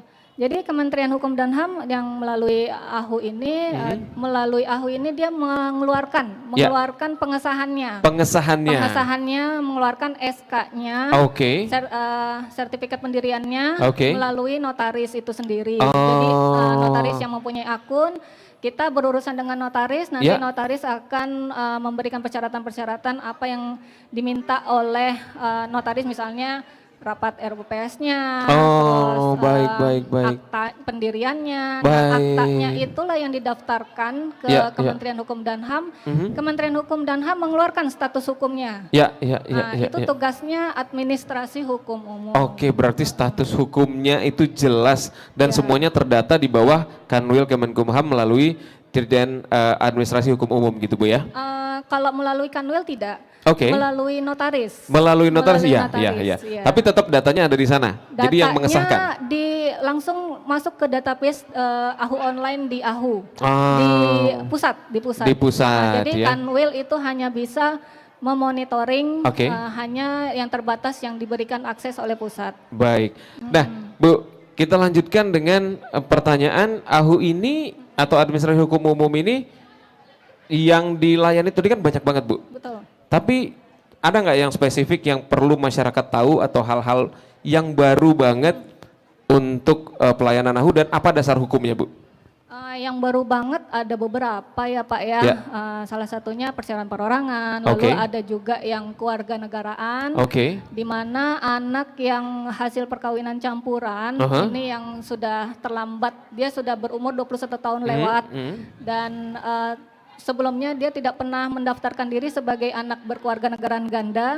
Dia diberi waktu sekitar 2 tahun dari tanggal 31 Mei kemarin, 2000, pokoknya berakhir tahun depan ini, 2024, untuk bisa mendaftarkan diri sebagai WNI. Dengan pembayaran PNBP yang lebih rendah. Yang harusnya dia kan sudah menjadi asing dengan PNBP 50 juta, sekarang ini dia bisa hanya 5 juta. Wah, dengan adanya PP. PP apa itu, Bu? PP 21 2022 ini. Namun terbatas, makanya ini kita himbau juga bagi anak-anak di luar sana yang ingin mendaftar jadi WNI tetapi dia belum sempat maksudnya lewat waktunya. Pemerintah memberikan kemudahan di sini. Wah, enak banget ya. Jadi kalau yang warga negara asing, mungkin di sini ada yang warga negara asing, mungkin orang tuanya atau ibunya adalah warga negara Indonesia menikah dengan bapaknya mungkin let's say dari Amerika gitu, Bu ya. Berarti dia terhitung warga negara asing. Warga negara berkewarganegaraan ganda untuk anak. Tapi kalau dia nggak ngurus ke Amerika, misalnya dia tinggal di Indonesia, tentu dia juga harus ngurus kewarganegaraannya di sini dong. Kalau nggak bisa punya KTP, gitu nggak sih? Dia dikatakan anak berkewarganegaraan ganda itu karena dia mempunyai fasilitas yang terbatas. Karena Indonesia itu pada dasarnya itu azas tunggal, Pak. Belum mengakui ya, karena ini masih perdebatan juga, kayak masyarakat diaspora menginginkan Indonesia ini bisa punya warga negara ganda. Cuman kan permasalahannya loyalitas kita nanti bagaimana kalau punya warga negara ganda. Sedang yang tunggal aja kadang-kadang suruh nyanyi Indonesia Raya lupa, Bu. Ya, betul. Gitu ya. Baik, Bu, saya dari seluruh cerita itu yang paling baru adalah saya tertarik dengan perseroan perorangan. Karena saya adalah pelaku usaha dan saya berbisnis, tentu perseroan perorangan ini apa bedanya dengan perseroan terbatas, Bu? Sebenarnya kalau untuk status hukum itu disamakan, Pak. Disamakan? Disamakan dengan PT biasa. Perbedaannya dia hanya didirikan oleh 1 orang. Oh, oke. Cuman bedanya itu aja, Bu? Bedanya Tapi itu kemampuan hukumnya, standar hukumnya semua sama? semuanya sama, cuman memang ada kelebihan-kelebihan ya dibandingkan PT biasa. Karena ini kan targetnya kan kategori UMK, usaha mikro kecil. Jadi targetnya itu pelaku usaha mikro kecil di mana modal dasarnya itu tidak lebih dari 5 miliar. Kalau misalnya modal dasarnya lebih dari 5 miliar, dia tidak bisa mendaftar sebagai PT perorangan ini. PT perorangan, oke. Artinya usaha-usaha kecil yang mulai mau, let's say misalnya Kampung Sagu mau buka cabang baru, harus punya ini. Berarti nggak harus bikin CV? Tidak harus. Tidak harus, bisa bikin PT? Beda dengan CV itu tidak berbadan hukum, Pak. CV itu tidak berbadan hukum. Apa bedanya CV dan PT? Kenapa harus berbadan hukum, Bu? Mungkin bisa dibantu jelaskan. Seperti yang tadi dijelaskan, PT perorangan ini statusnya sama dengan perseroan PT terbatas pada umumnya. Pada umumnya. Cuman bedanya dia didirikan hanya satu orang. Oke, kalau dengan CV, Bu, tadi Ibu bilang kalau CV tidak punya badan hukum. Apa ya, badan hukum itu apa? Kalau CV itu dia bikin akta, tetapi aktanya itu hanya diberikan surat keterangan, maksudnya Kementerian Hukum dan HAM itu tidak memberikan surat pengesahan pendirian seperti badan hukum PT ya Pak ya. Kalau misalnya PT perorangan itu diberikan badan statusnya sebagai badan hukum. I see, jadi I see. Perbedaannya ya tentu ada pemisahan kekayaan antara kekayaan pribadi dengan kekayaan perusahaan. Sedangkan kalau CV kan karena tidak berbadan hukum tentu dia kekayaan pribadi semua. Oke. Di situ letak bedanya. Sehingga nanti kalau misalnya salah satu contoh misalnya ya, amit-amit perusahaan dinyatakan pilot.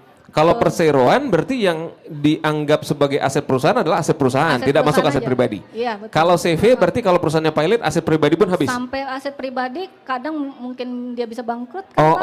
Berarti keuntungannya memiliki perseroan perorangan adalah tetap didaftarkan sebagai nama perorangan atau satu orang saja yang daftar dengan fasilitas yang sama dengan PT pada umumnya. Begitu? Iya. Itu dia tuh. Ini menarik ya teman-teman. Jadi kalau maunya usaha, mau usaha kecil juga tinggal langsung didaftarkan PT, kemudian nanti mereknya didaftarkan Haki gitu Bu ya. Betul. Terus ya udah bisnis aja gitu jalan. Mau cuman dagang cendol, mau dagang mie sagu juga nggak ada masalah Bu ya. Iya betul. Intinya modalnya di bawah 5 miliar ya. Kalau untungnya mah ya nggak apa-apa, banyak-banyak juga boleh gitu Bu ya. Oke, terus perseroan perorangan ini bagaimana cara apply-nya untuk seseorang bisa dapat izin perseroan perseorangan Bu? Cara persyaratannya cukup mudah ya Pak. Kalau untuk perseroan perorangan ini dia minimal 17 tahun. Minimal 17 tahun. Berarti dia punya KTP. Oke, ini berarti udah bisa nih ya wajah-wajah yang udah mulai menua kalau ini. Sudah punya KTP. Sudah punya KTP bisa ya. Oke. KTP, dia punya NPWP. Punya NPWP. NPWP-nya ini perlu dipastikan sudah lapor ya. Oke. Sudah lapor pajak. Sudah lapor pajak. NPWP-nya cukup NPWP pribadi. NPWP pribadi. Nanti NPWP perusahaan itu dia akan otomatis keluar ketika sertifikatnya juga keluar. Oke. Iya, perusahaan saya udah keluar sih, alhamdulillah ya. Senang sekali ya ternyata ya. Jadi apalagi Bu? Ada lagi syarat lain? Syarat lainnya KTP, NPWP, punya email aktif. Punya email aktif. Membayar PNBP sebesar 50.000. Oke. PNBP-nya cuma 50.000. 50.000. Jadi tidak perlu datang. Tunggu, belum. 50.000 cuman untuk bikin perseroan perorangan itu 50.000? Iya, betul. Allahu Akbar, murah sekali ya.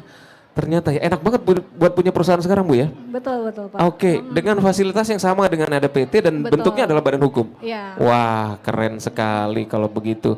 Ini sayang banget kalau masyarakat tidak langsung apply ya, terutama buat bisnis-bisnis kecil Bu ya. Jadi kalau jualan-jualan yang UMKM gitu, itu kenapa sih Bu orang-orang yang berusaha walaupun kecil harus daftar perseroan perorangan atau sebaiknya daftar perseroan perorangan Bu?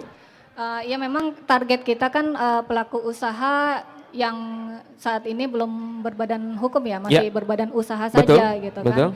Kalau misalnya memang mau menjadi perseroan perorangan, memang ini ada kewajiban-kewajibannya juga. Oke. Nah, tentunya mereka harus membayar pajak. Betul, kan demi membangun bangsa Bu ya. Betul, karena statusnya dengan disamakan dengan PT, Ya. membayar pajak, tapi pajak pada pelaku UMK ini Ya. itu dibedakan dengan PT biasa, karena kategori kita UMK tentu pajaknya lebih rendah. Betul, betul. Ini menarik sekali nih ya. Nah, jadi bagaimana cara apply perseorangan ini Bu? Tadi kan syarat-syaratnya udah. Ya, betul. Nah, bagaimana cara orang mengapply perseroan perseorangan ini? Nge-play-nya sebenarnya kita kan lebih ke pelayanan publik digital ya Pak ya. Baik. Pelayanan publik digital, jadi di AHU itu kebanyakan memang sudah berbasis digital. Digital. Jadi Oke. kita promosi juga, maksudnya link kita itu di www.ahu.go.id. Gampang sekali. Semua layanan yang tadi sekitar 121 yang dipadatkan dalam beberapa ikon-ikon itu ada semua di situ, termasuk perseroan perorangan. Oke. Nah, jadi cukup AHU online, misalnya kita buka di Google. Di Google AHU online. Nanti keluar tuh AHU online, kita klik, lalu ada ikon perseroan perorangan di situ, kita klik, nanti di situ kita daftar dulu, kita daftar dulu, akan diminta NIK, karena kan tadi kan syaratnya butuh Nomor KTP, induk kependudukan. karena kan aplikasi kita ini sudah terintegrasi dengan Ditjen Dukcapil. Jadi satu orang yang mempunyai akun NIK, satu orang NIK itu hanya mempunyai satu akun. Jadi tidak bisa dua, jadi tidak bisa juga sembarangan orang yang membuat dua perusahaan. Berarti sudah terintegrasi ya. Apalagi nanti katanya nomor NPWP juga pakai nomor NIK juga Bu? Iya. I see. Kita masukkan user NIK, lalu nanti kita muncul daftar, data, masukkan email aktif email ya. aktif, Email aktif ini kalau bisa Gmail, karena kalau Yahoo kadang dia suka masuk ke spam. Spam, ya betul. Ke Gmail, nanti kita buka Gmail, di Gmail itu nanti ada dikasih passwordnya. Baru aktifkan link, nah nanti baru kita bisa masuk lagi ke login. Seperti itu cara pendaftarannya. Masuk ke login, habis masuk ke login nanti isi biodata sesuai dengan KTP. Lalu ya sudah, nanti terakhir membayar 50.000. Awalnya membayar 50.000 dulu ke Bank Persepsi, misalnya BNI. Lewat mobile banking itu bisa juga BNI. Nah, jadi nggak perlu datang ke bank ya. Kalau datang ke bank mungkin agak lama. Jadi sambil baring-baring bisa daftar perseroan ya Bu ya? Bisa. Lalu bayar 50.000, isi biodata segala macam, nanti keluar semacam surat pernyataan, disclaimer dulu. Disclaimer, nanti kita lihat di situ apakah benar bahwa Anda pemegang saham dari ini gitu kan. Nah, kalau misalnya sudah, nanti kita klik OK. Keluar surat pernyataan, keluar sertifikat perorangan, perseroan perorangan. Baik, tadi bicara soal hak bahwa semua orang bisa bikin perseroan perorangan. Tentu saja ada kewajiban Bu. Nah, tapi bagaimana dengan akses perbankannya, kemudian bagaimana dengan soal perizinan usahanya ini, dan juga perpajakan. Nah, itu perseroan perorangan itu seperti apa Bu? Di perbankan, kemudian di perizinan usahanya, dan tadi udah kita jelasin kalau sama dengan PT. Kemudian bagaimana dengan perpajakannya? Ya. Jika kalau misalnya sudah keluar sertifikatnya itu, jadi sertifikatnya ini kita harus mengurus lagi perizinan. Nanti ada dari DPMPTSP atau BKPM tuh ada aplikasi yang namanya OSS. Nah, di OSS itu kita memasukkan sertifikat yang tadi, kan ada nomornya ya. Ada nomornya, nanti memasukkan ke dalam aplikasi OSS. Nanti di OSS itu akan terbit NIB Pak. NIB, nomor induk berusaha. Nomor induk berusaha, Jadi itu perizinan mereka. Perizinannya seperti itu. Sudah keluar NIB, bisa mengurus lagi ya untuk MUI. Halal ya. Atau rekening perusahaan. Itu nanti. Itu nanti. Boleh sambil berjalan. Setelah itu memang harus buka rekening gironya. Rekening gironya itu ke perbankan. Dari perbankan memang kita sedang berusaha supaya bisa diakses di semua perbankan. Cuman untuk saat ini pusat sudah bekerja sama dengan bank-bank himbara, himpunan bank rakyat, itu seperti BNI, Mandiri, BRI, Oke. ada beberapa BTN kalau nggak salah. Itu di pusat sudah menerima yang namanya perseroan perorangan sebagai rekening giro ya. Rekening giro. Cuman di ini kan ada kebijakan mungkin dari perbankan-perbankan itu sendiri. Jadi perbankan yang di wilayah itu dia bisa menerima PP itu kalau sudah ada edaran dari perbankannya masing-masing. I see. Nah, kalau di Riau ini yang saya tahu itu BNI sudah. Oh, oke, BNI sudah ya, BNI terkoneksi sudah. Ya. Baik, Bapak Ibu yang sudah tahu informasinya, mungkin langsung bisa daftarkan saja saat ini sebagai perseroan perorangan karena kemudahannya ada banyak sekali, biayanya cuma 50.000 ya. Iya, betul. Aduh, kenapa nggak kemarin bikin perusahaan perseorangan aja ya gitu ya. Biar gampang ya, dan itu tidak melalui notaris Bu ya, kalau perusahaan perorangan langsung urus sendiri ya. Betul. Ternyata segampang itu. Betul. Ternyata segampang itu, semuanya online, diakses dengan dasar modalnya nomor induk kependudukan saja atau KTP kita, nomor KTP gitu ya. Dan mungkin Bu, terakhir kan Ibu Dewi kan sekarang berada di Kanwil Kemenkumham Riau. Betul. Nah, posisinya kan semuanya daftar online. Ya. Nah, mungkin sebagai tim dari Kanwil Kemenkumham, peran apa sih Bu yang saat ini dijalankan? Kita perannya sebagai pertama narahubung Pak. Narahubung, narahubung, lalu kedua kita diseminasi, penyebaran informasi seperti ini. Oke. Oh, itu fokusnya ya Bu ya. Iya, Pak. Artinya nanti ada teman-teman dari AHU yang bisa ditanyain juga, atau kita sosialisasi rajin Bu ya kayaknya ya? Ya, beberapa kali sudah Pak. Beberapa kali sudah ya. Baik, mudah-mudahan nanti Bu informasi yang akan tayang di Ceria TV ini bisa kita bagikan ke lebih banyak orang, sehingga orang bisa lebih banyak tahu tentang kemudahan punya perseroan ya. Dan itu bisa diurus secara perorangan yang namanya PP atau perseroan perorangan. Betul. Begitu Bu Dewi ya. Betul. Baik, informasi ini mudah-mudahan bisa sampai ke banyak orang, dan kalau ada pertanyaan mungkin boleh nanti silahkan komen di kolom komentar ya. Mungkin nanti kita akan bikin talk show lagi berikutnya ke pertanyaan-pertanyaan yang lebih spesifik. Saat ini kita ceritakan secara umum saja karena AHU ini juga baru Bu. Banyak yang belum tahu gitu ya. Betul, betul. Nah, jadi kita kasih tahu dulu ke masyarakat supaya nanti informasinya bisa berkembang dengan cepat. Dan mudah-mudahan kalau satu lagi Bu, mungkin kenapa orang harus punya perusahaan Bu atau harus punya perseroan walaupun dia bisnis kecil, apa untung dan ruginya? Mungkin ini mindset ya, mindset dari para pelaku usaha yang ingin naik kelas, yang ingin maju, dan yang membantu juga, membantu negara untuk meningkatkan investasi kita. Nah, jadi mau nggak mau kita harus berbadan hukum untuk dilindungi, menjamin kepastian hukumnya Pak. Baik Ibu, terima kasih Ibu Dewi Sri Wahyuni, ini Kepala Subbidang Pelayanan Administrasi Hukum Umum di Kanwil Kemenkumham Riau. Ini informasi yang sangat berharga, mudah-mudahan nanti masyarakat bisa dapat informasi lebih banyak lagi tentang ini. Ya mungkin silakan main-main ke Kanwil Kemenkumham Riau atau tunggu. Dan Legal Expo ini adalah salah satu kegiatan yang harusnya semua orang bisa ikut dan dapetin informasi ada di sini Bu ya. Jadi sekali lagi Bu, terima kasih sudah hadir di sini. Dan teman-teman silakan manfaatkan informasi ini. Sekali lagi kalau ada pertanyaan silakan tulis di kolom komentar, dan nanti kita akan buatkan talk show berikutnya untuk menjawab pertanyaan teman-teman yang penasaran tentang perseroan perorangan maupun AHU atau Administrasi Hukum Umum yang ada di Kanwil Kemenkumham Riau. Dan talk show hari ini sampai di sini dulu. Terima kasih. Selamat pagi. Assalamualaikum warahmatullahi wabarakatuh. Waalaikumsalam warahmatullahi wabarakatuh.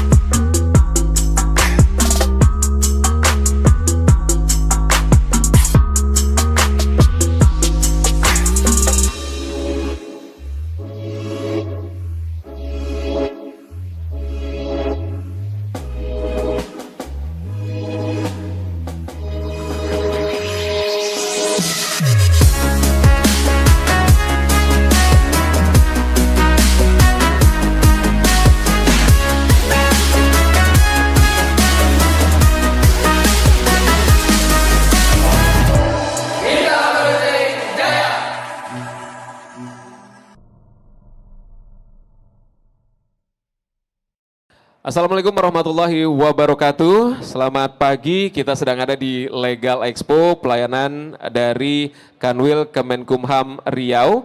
Dan saat ini, pagi ini semuanya sudah dapat informasi yang cepat, tepat di kawasan perpustakaan Suman HS saat ini.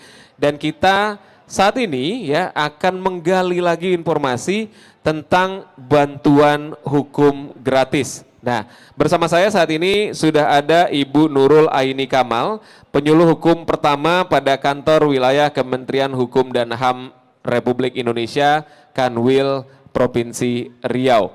Nah, Ibu Nurul ya, selamat pagi Ibu. Pagi Bang Dias. Oke, Bu Nurul, ini informasi yang ada yang perlu kita bagikan supaya masyarakat tahu. Nah, pertanyaan saya yang paling utama itu adalah kalau bantuan hukum gratis itu semua orang mungkin pengen, tapi kalau dasarnya di Kanwil Kemenkumham bantuan hukum ini ada di divisi mana, Bu? Oke, baik. Mungkin kita menjelaskan sedikit dulu sebenarnya tentang Kementerian Hukum dan HAM Republik Indonesia itu sendiri. Oke. Jadi menurut Undang-Undang Bantuan Hukum, jadi Kementerian Hukum dan HAM itu diberikan mandat, diberikan tugas untuk menyelenggarakan bantuan hukum gratis ke masyarakat. Nah, kalau di kan Kementerian Hukum dan HAM ini instansi vertikal gitu. Jadi kalau di daerah itu ada Kanwil, itu Kanwil Kemenkumham Riau. Jadi bantuan hukum itu merupakan tugas dan fungsi dari divisi pelayanan hukum, tepatnya di bidang hukum, di sub bidang penyuluhan hukum, bantuan hukum dan JDIH. Oh, oke. Berarti ini juga resmi di bawah Kemenkumham. Kementerian Hukum dan HAM. Iya, Kementerian Hukum dan HAM. Oke. So, kalau kita mungkin fokus ke pertanyaan adalah apa itu layanan bantuan hukum, Bu? Oke, mungkin sebelum itu kita jelaskan sebenarnya bahwasannya negara Indonesia itu kan adalah negara yang menjunjung tinggi hak asasi manusia. Oke, baik. Nah, salah satu hak asasi manusia itu adalah hak untuk memperoleh keadilan. Oke. Nah, dan ketika berhadapan dengan hukum, masyarakat seyogianya juga diperlakukan sama, tidak ada dibeda-bedakan. Atau mungkin istilahnya sering kita kenal equality before the law. Nah, dari situlah bahwasannya tadi ada Undang-Undang Bantuan Hukum yang sempat saya singgung. Kementerian Hukum dan HAM itu diberikan tugas untuk menyelenggarakan bantuan hukum gratis. Mungkin kalau misalnya kita nih berhadapan dengan hukum masyarakat ya biasa kita pasti membutuhkan jasa advokat, pengacara. Kalau misalnya mungkin yang paling eksis itu ada Hotman Paris. Mahal itu, Bu. Nah, luar biasa kan mahalnya pastinya. Nah, tapi bagaimana ketika masyarakat miskin yang berhadapan dengan hukum begitu? Mereka juga berhak untuk mendapatkan bantuan hukum. Nah, tapi bayarnya gimana? Nah, inilah Kementerian Hukum dan HAM tadi menyelenggarakan bantuan hukum gratis kepada masyarakat yang dananya itu dari APBN, Anggaran Pendapatan Belanja Negara. Oh gitu. Begitu. Nah, yang diselenggarakan oleh Kementerian Hukum dan HAM. Nah, tapi penyelenggaraannya itu pelaksanaannya melalui pemberi bantuan hukum kepada si penerima bantuan hukum. Terus jadi siapa yang beri, siapa yang menerima nih, Bu? Jadi siapa sih pemberi bantuan hukum? Pemberi bantuan hukum itu adalah lembaga bantuan hukum atau organisasi masyarakat yang memberikan layanan bantuan hukum. LBH dan Ormas yang memberikan bantuan hukum? Iya, yang memberikan layanan bantuan hukum. Lalu siapa penerimanya tadi begitu ya?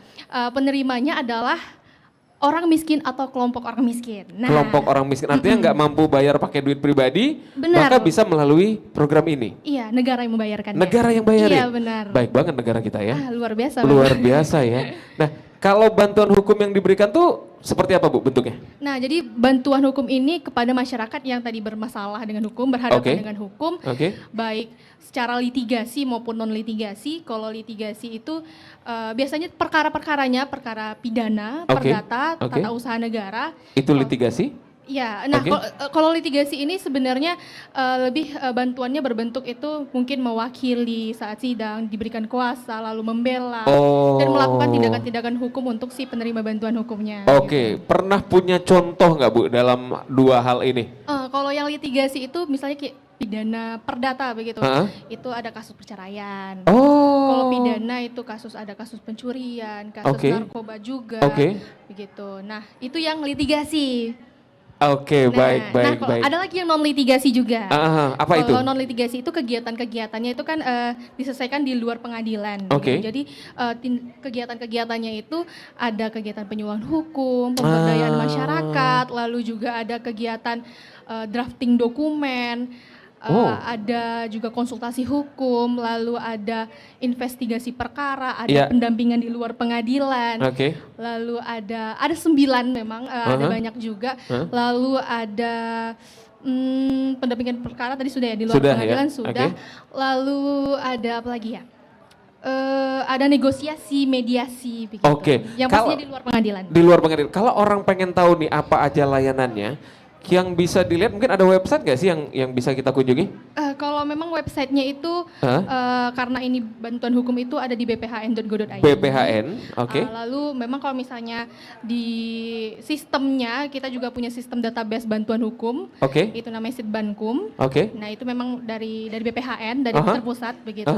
Nah tapi memang untuk bantuan-bantuan hukum ini karena kita di Kanwil itu menyelenggarakan juga, jadi ada 14 pemberi bantuan hukum yang bekerja sama kita, bermitra sama kita. Begitu. Apa aja itu? Nah 14 itu tersebar di berbagai kabupaten kota. Nah kalau yang di Pekanbaru itu ada 5. Nah 5 itu ada, tadi ada Lembaga Bantuan Hukum Tuhan Negeri Nusantara, lalu ada Pusat Advokasi Hukum dan Hak Asasi Manusia atau PHAM-Riau, lalu ada LBH Yayasan Harapan Riau Sejahtera, terus juga ada LBH YLBHI, Yayasan Lembaga Bantuan Hukum Indonesia Pekanbaru, lalu juga ada LBH FH Unilak, Universitas Lancang Kuning. Jadi Universitas Lancang Kuning juga punya ya ternyata LBH ya. juga. Mungkin kalau dari sisi ini bagaimana syarat untuk mendapatkan bantuan hukum, Bu? Ya, jadi pertama syaratnya itu harus kita bisa membuat permohonan. Yang penerima bantuan hukum tadi yang ingin memohonkan untuk dibantu, itu membuat permohonan. Permohonannya itu memang menjelaskan mengenai identitas, lalu juga menjelaskan mengenai secara singkat permasalahan yang dihadapi, lalu juga data-data dukung yang dibutuhkan atau mungkin bukti-bukti yang nanti dibutuhkan, dan juga yang paling penting ini adalah yang paling penting itu adalah surat keterangan tidak mampu atau surat keterangan miskin yang dikeluarkan oleh lurah, kepala desa atau pejabat setingkatnya. Apakah ini nanti kalau misalnya mereka nggak ngerti, anggaplah mereka nggak tahu atau buta hukum, apakah nanti bisa dibantu oleh LBH, Bu? Tentu, pasti LBH membantu. Membantu. Karena nanti memang kalau misalnya untuk membuatkan surat permohonan misalkan itu bisa secara lisan maupun tulisan begitu. Kalau memang tidak bisa, ya masyarakat bisa menyampaikan secara lisan dan nanti tentunya LBH juga membantu begitu menuliskannya. Baik. Nah ini yang bagian menarik dari kita adalah kita tahu bahwa sekolah hukum itu mahal, ngerjain masalah hukum atau kasus hukum itu juga lama dan prosesnya banyak sekali gitu ya, karena ini adalah urusan tentang hak ya, lebih banyak, Bu ya. Tapi saya tertarik dengan konteks adalah masyarakat tidak mampu. Ya mungkin kenapa negara atau dasarnya apa negara membantu masyarakat tidak mampu dalam hal hukum? Tadi kan sudah sedikit dijelaskan juga ya bahwasanya ketika kita mungkin berhadapan dengan hukum, kita masyarakat biasa saja itu berhak juga untuk mendapatkan bantuan hukum gitu. Apalagi ketika kita dihadapkan dengan kasus yang besar gitu, dengan misalnya tindak pidana begitu kan, yang ancaman hukumannya itu besar begitu. Nah, tapi bagaimana sih sebenarnya masyarakat kok masyarakat miskin nih tentunya gitu kan. Mereka kan yang mungkin secara materi mereka kekurangan begitu. Nah, disinilah negara hadir bahwasanya di dalam undang-undang kita, dalam konstitusi kita itu terjamin haknya gitu untuk sama diperlakukan di hadapan hukum begitu. Begitu juga mereka berhak untuk mendapatkan bantuan hukum begitu. Nah, karena tadi kekurangan mereka, karena ketidakmampuan mereka, maka negara hadir di situ. Nah, melalui Kementerian Hukum dan HAM. Berarti kalau selama ini orang bilang hukum hanya dimenangkan oleh orang-orang yang punya duit, berarti salah juga. Karena negara memberikan bantuan ke masyarakat yang tidak mampu gitu, Bu ya. Nah, sebagai jasa hukum tuh bagaimana pentingnya bantuan hukum ini kepada masyarakat tidak mampu? Kenapa dia jadi sesuatu yang diperlukan? Maksudnya posisinya itu negara mengepush itu kan itu biaya, Bu. Tapi kenapa dilakukan itu? Dasarnya tadi apa? Ya tadi karena dasarnya untuk pemenuhan hak asasi manusia tadi. Hak asasi manusia. Artinya semua orang berhak atas hukum dan keadilan. berhak mendapatkan memperoleh keadilan dan berhak juga diperlakukan sama di hadapan hukum, tidak ada perbedaan mau dia kaya, miskin, tua, muda begitu. Tidak melihat ras, golongan, agama, suku dan lainnya begitu. Oh, iya, baik. Sehingga ketika tadi misalnya masyarakat miskin tadi berhadapan dengan hukum, dia tetap terjaga hak konstitusionalnya, maka dia diberikan bantuan hukum diberikan tadi. Bantuan tetap hukum. menjaga hak konstitusionalnya begitu. Ada nggak yang do and don'ts, ada nggak yang boleh dan tidak boleh untuk penerima dan larangan yang nggak boleh ini kan untuk bantuan hukum? Kira-kira apa saja?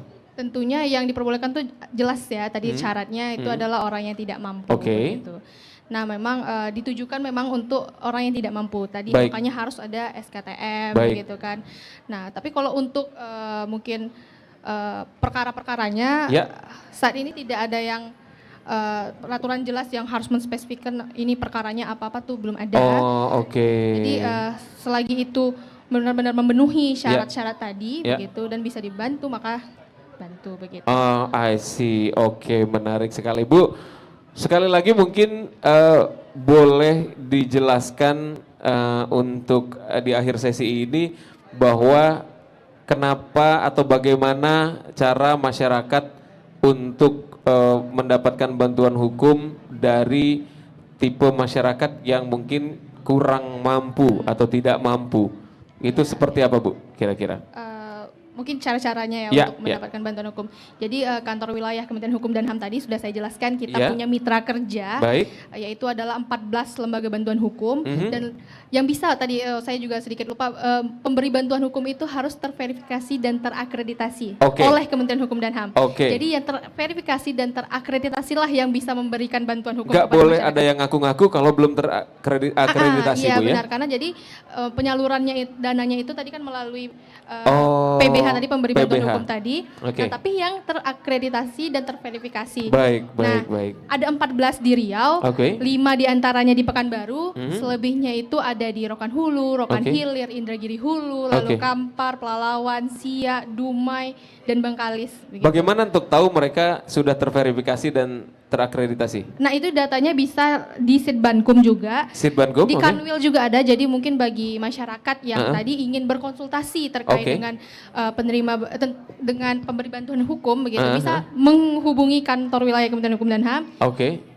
Pintu kami selalu terbuka untuk melakukan pelayanan seputar bantuan hukum dan juga kami di sini di acara Legal Expo ini juga membagi-bagikan nih brosur, yang brosurnya itu terdapat 14 LBH yang sudah terdaftar di kami dan ini nanti bisa ada alamatnya. Jadi selain melihat di sini dan nanti bisa juga langsung berkunjung ke LBH-nya.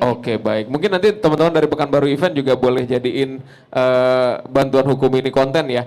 Jadi kayaknya kita bisa bikin konten khusus yang itu untuk penyebaran informasi kepada masyarakat luas bahwa semua orang berhak mendapatkan kesempatan hukum yang sama dan dibela secara hukum Bu ya. Kalau dia nggak salah, nggak usah disalahin gitu kan Bu ya. Jadi kalaupun prosesnya panjang, negara bantuin bayarin.